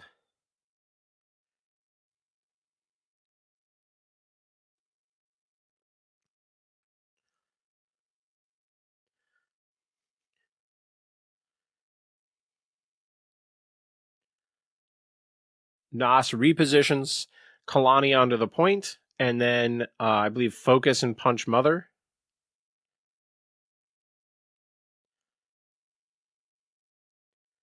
No Riptide. I end up with 4 blocks crit to hit. He has 1 block to fail, which ends up with just enough for her to get the kill on Mother, too. So that, like, attack from the B1s end up being super impactful. Another wound for this crazy game. Nos doing work.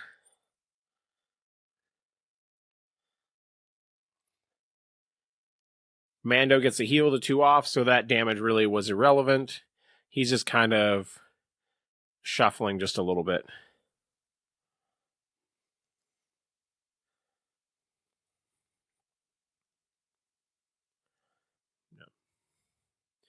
Donovan scores 3.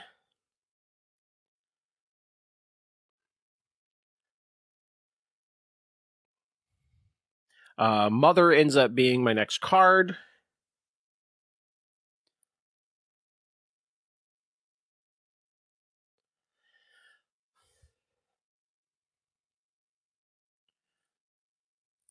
Let's see. Kalani has 3 health.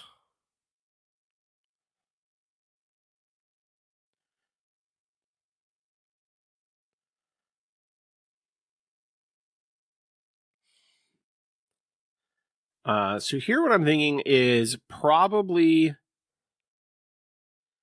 I want to back up so I'm outside of melee range.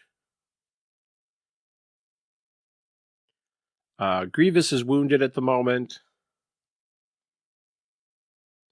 And then I'm going to shoot Kalani.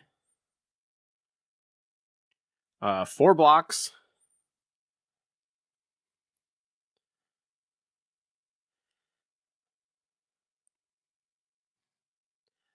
Crit, hit. For my expertise.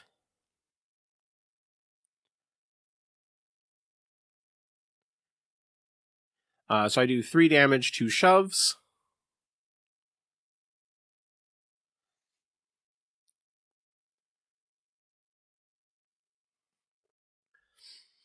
I get a wound and follow up onto the point. So I'm already taking the objective, but I'm thinking about here is it worthwhile for me to manipulating hand?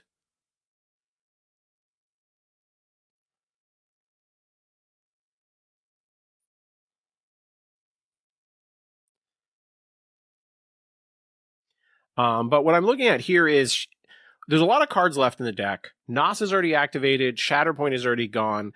There's no way to get Nos back onto the point. And I'm very happy. I even remember to spend 3/4 for this.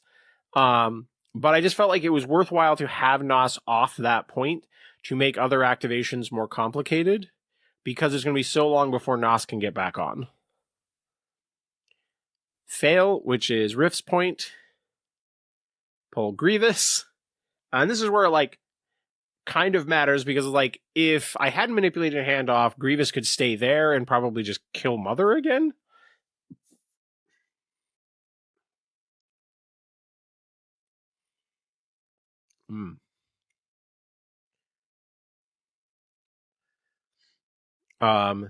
So Grievous,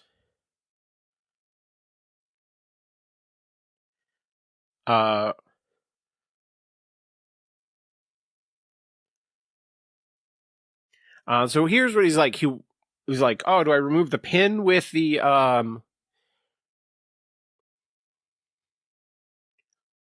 Yeah, so he's gonna remove the pin. He's gonna spend 2 for Scuttle, which is only gonna be a dash right now because he's engaged.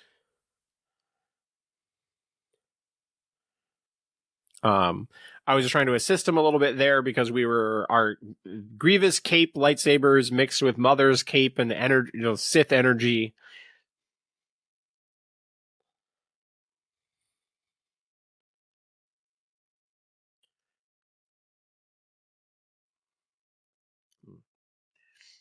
All right, now Grievous is taking a move action. Going after Savage's point.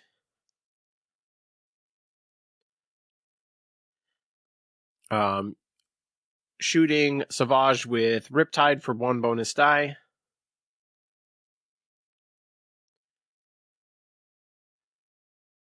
Savage ends up with just 1 block because he's exposed.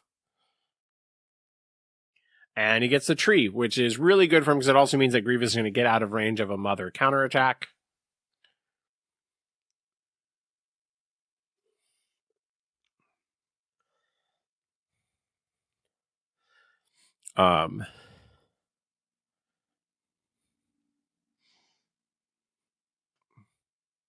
Yeah, I don't know what the odds were of Grievous getting a kill there. Because he needs to hit 8 damage. But he does get it. 8 damage. Pin and jump. And there's a shove. So, dice coming through in the key moment. But Grievous has got pretty solid dice, pretty solid expertise.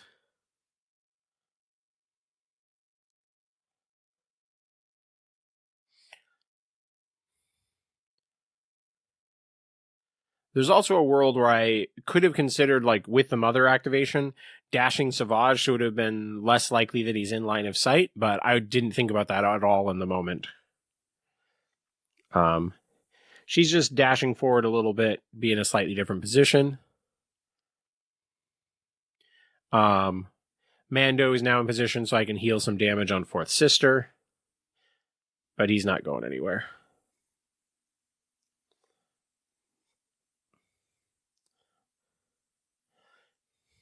He's resolving Appetite for Destruction just to move the Aquas.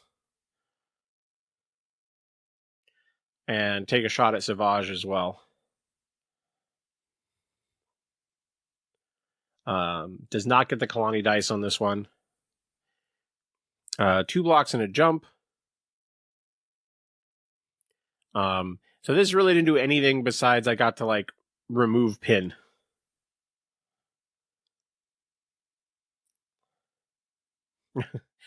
Still in struggle 2.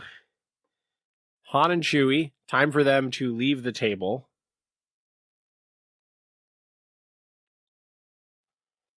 So now I'm just like, what is the most that I can get done with them right now? But some people might be unhappy that they're coming up in this moment. But I am fine with it. I don't want to have to activate them in the third struggle. So I'm just thinking, can I get a kill? Can I maybe refresh a force?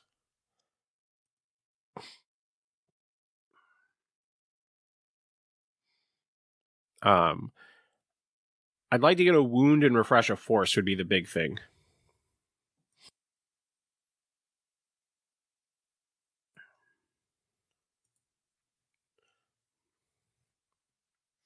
I'm not really that concerned with their, like, final positioning.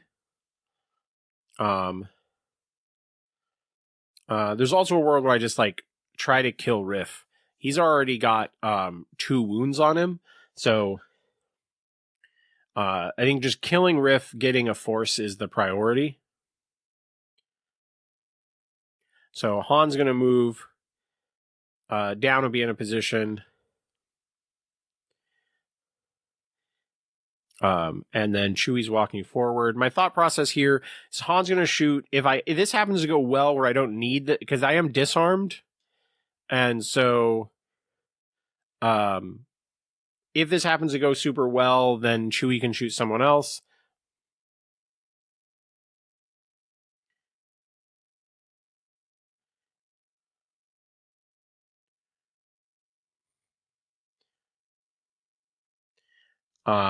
But I'm going to go 3 down, so I am going to get the kill there.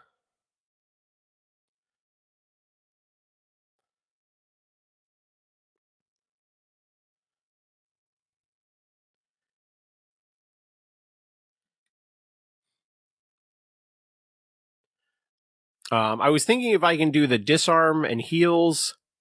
Yeah, so 4 damage pin. So get the other wound on Riff. Then we're going to shoot at Grievous with Chewie, which was the plan.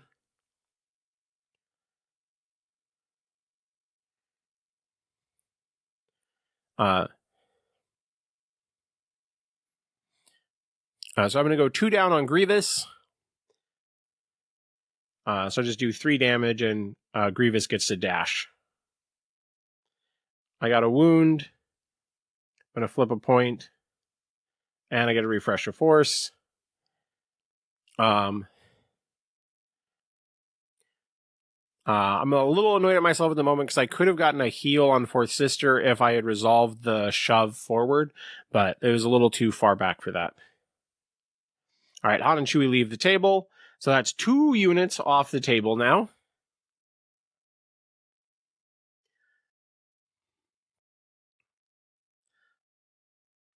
Let's see, right now I'm at 3, 4, 5, 6, 7, 8, 9 wounds. And then Donovan has 1, 2, 3, 4, 5, 6. So we're already up at like 15. Yeah.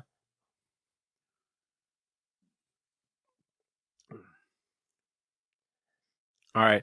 Because I only scored 2 with that particular activation, it sets up that Riff can win the struggle if he just gets a wound. And so he's going to jump down, or like just walk down, and attack Fourth Sister.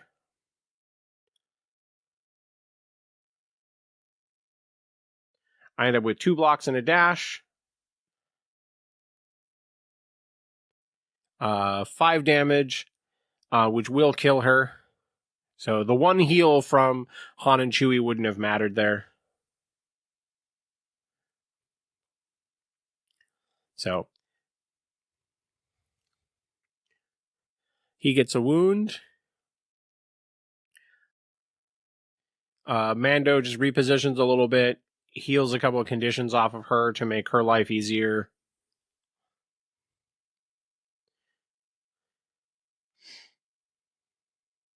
I'm losing the struggle, so Mother's just kind of moving to potentially be on a different point, which is slightly risky.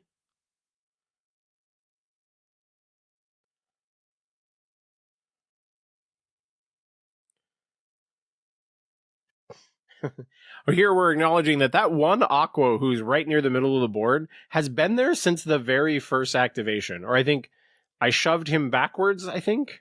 But like, all right. Third struggle. We know the middle is going to be active. I basically can either get straight up and down, or I can get left to right. There's an argument for either, but I am ending up with Bosk already on a point. I get Shatterpoint. Priority roll is the middle point, I believe.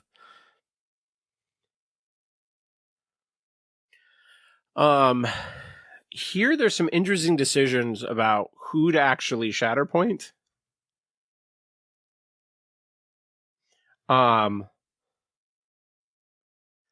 Because there isn't any way for me to there isn't any way for me to take multiple points because my 2 model support is already off the table. So thinking about with the Shatterpoint, the options like primarily are Mando or Mother. Mother is in a kind of awkward spot where like the activation just isn't gonna get damage through.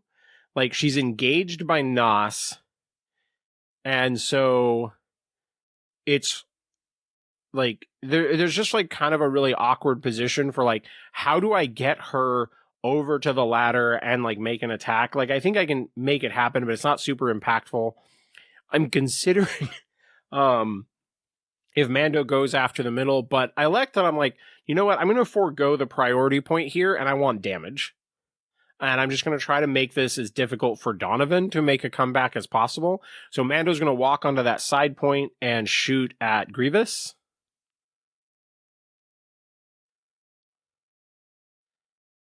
Grievous has 2 blocks and a dash.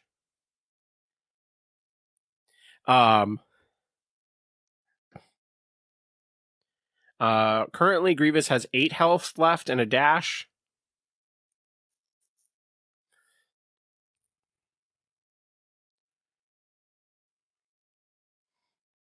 I believe I'm going 5 down.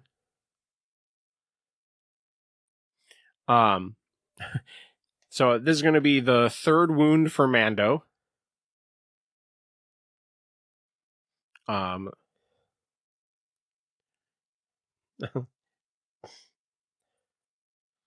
So second wound for Grievous.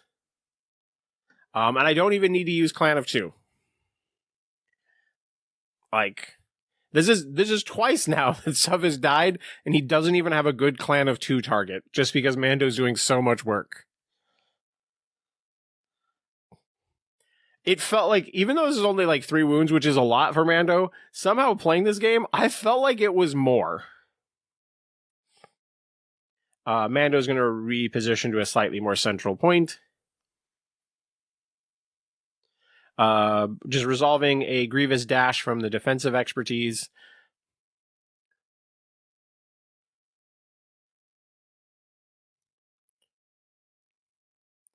A lot of wounds. I think 17 total at the moment.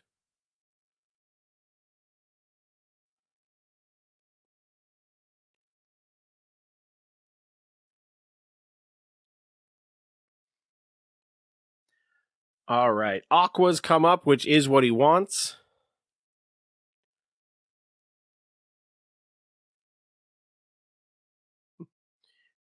But I'm happy about this. Like, good, let's get Aquas off the table. That'll be, let's see, we already have 3 models, 3 units off the table. This will be the 4th.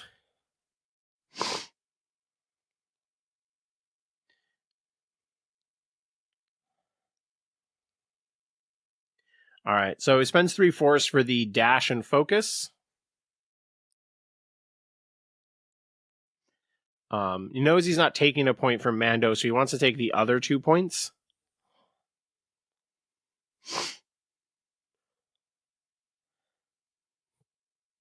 Now we're resolving a move action.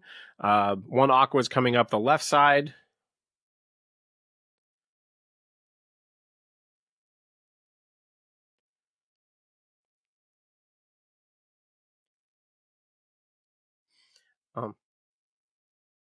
So it hits the ladder, comes up.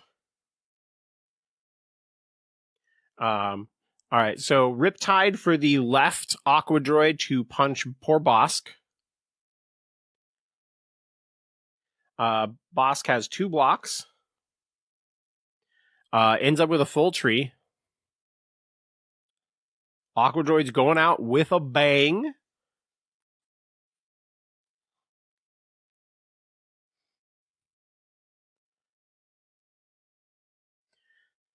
All right, now the other one's taking a shot. Is going to go ahead and take a shot at Mother. She is in range.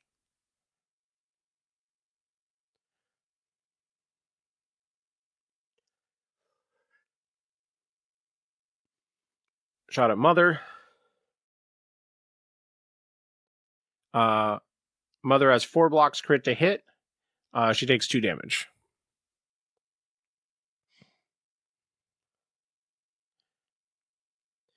All right, so he takes control of the left and the middle point, and then the Aquas leave the table.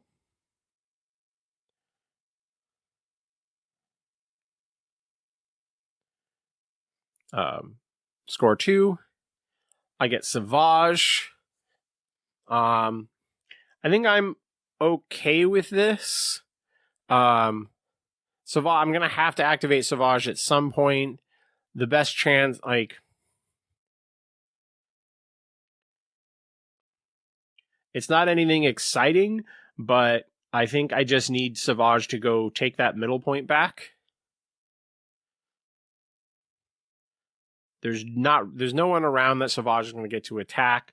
Like, the only reason to conserve the Sauvage activation is he potentially, like, helps retake a point for Mando, but there's really not anything left on that side of the board that's going to, like, stop Mando from having that point. Like, Grievous would have to double shove him, which is pretty unlikely.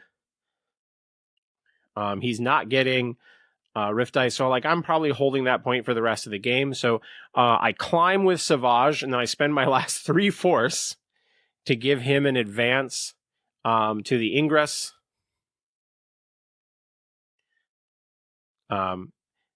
Goes up. There's nobody for them to heal or anything. None of that matters. Sauvage has now left the table. Kalani's turn. There are no other battle droids left on the table now. All of the droids are dead, which maybe that is why Mando is going so killy. He does have childhood trauma from the droids. So maybe that's the secret sauce, is you just got to channel Mando's hatred for the droids that, like, wiped out his village and maybe his family when he was young. Donovan, your droids are specifically who caused Din Djarin so much youthful pain.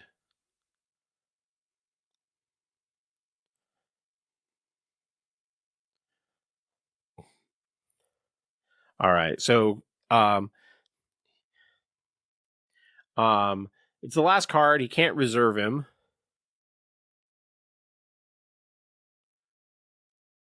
The interesting thing is he has so few cards left in his deck. At least he's getting access to his Force faster.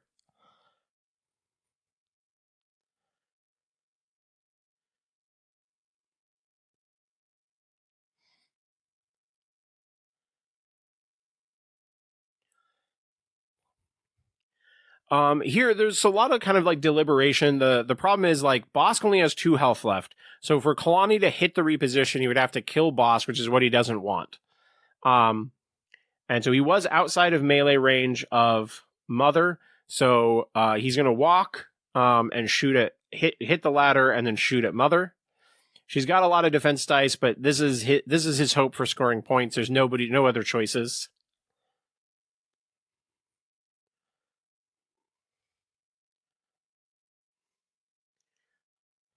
It's just funny how few characters there are left. This game is wild. I really hope you guys have stuck around to watch this thing.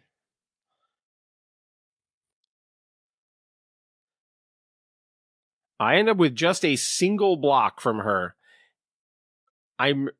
My dice are trying to give Donovan an out here.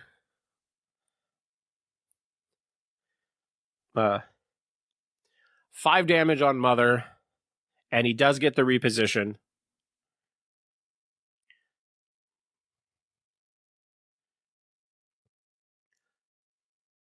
It's the ladder, comes up, scores 3. Donovan is lamenting how he is still in this game. I have for sister, so she is coming back, and again, this is the third time with her that she's having an activation with 0 force. That has really impressed me about her this game, is the amount of work that she's done not needing a single force the whole game. That is wild to me. I would not have expected that at all. So 3 blocks for Kalani.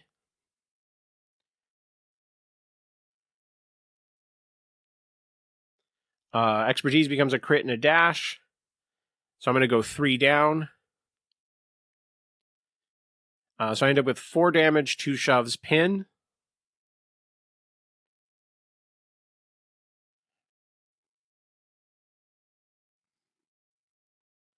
Resolving the first shove and follow-up.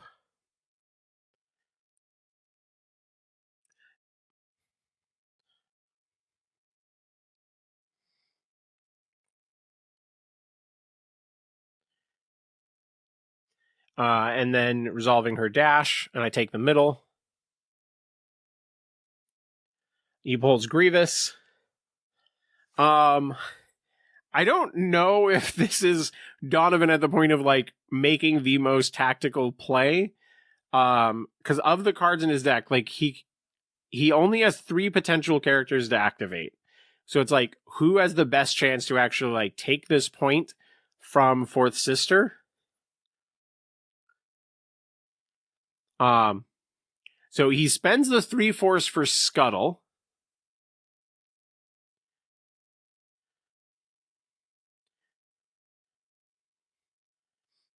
And then hits the ladder. And he is going to focus. He's not in range for a Riptide die.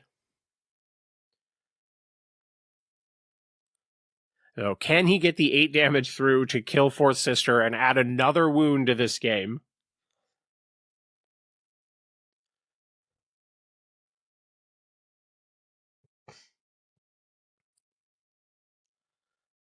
He has a basically perfect roll.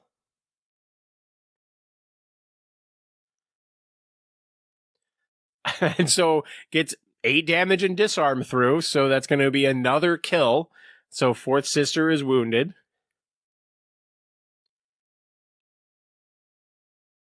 So Mother Revenge trigger.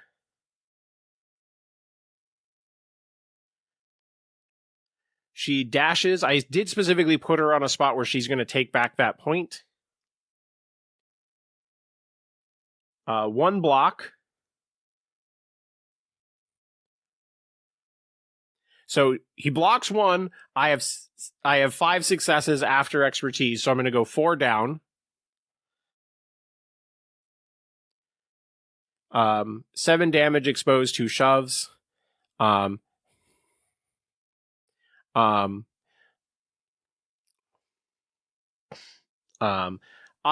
absolutely could have pinned him if he hadn't focused. So he was getting shoved off the point either way. I'm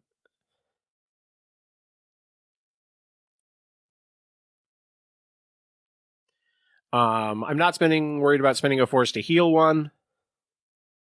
I move Mando a little bit.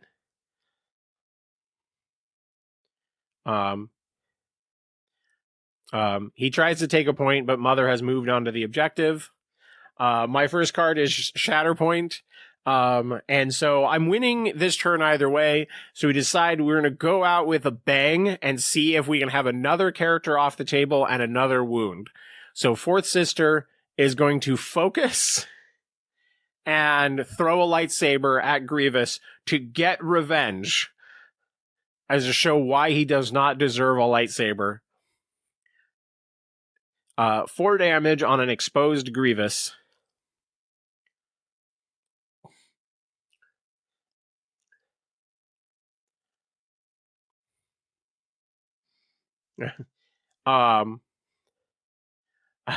Grievous has 1 block. So she's going to full tree. And so she gets to deal the last 4 damage to Grievous to add another wound. So the game ends up at 19 wounds and 3 units removed on my side, 3 units removed on Donovan's side, and Grievous next activation would also leave the table. So there's this like mild disappointment that Struggle 3 went like so quickly in my favor, because it would have been fun to see a second primary leave the table, which has never happened for me in any game where I've seen 2 primaries leave the table in the same game. But man, Donovan, that was a wild game. We played it for a long time. The lists were really interesting. I'm not going to talk that much about them. I do want to try Mother again, probably with just a slight variation. But I will say, Sauvage was solid, not necessarily great, but I'd rate him as solid, and would potentially try him again. I liked Fourth Sister. She had a lot of great activations without needing to spend force. So she may still make the list. I think Han and Chewie are going to become Baze and Chirrut though, but I would like to try this again. And man, wild 19 wounds, craziness. Can you believe it? Tell me in the comments what your favorite wound is, and if you've had a game with more than 19 wounds, and we will just end it there and say later, nerds.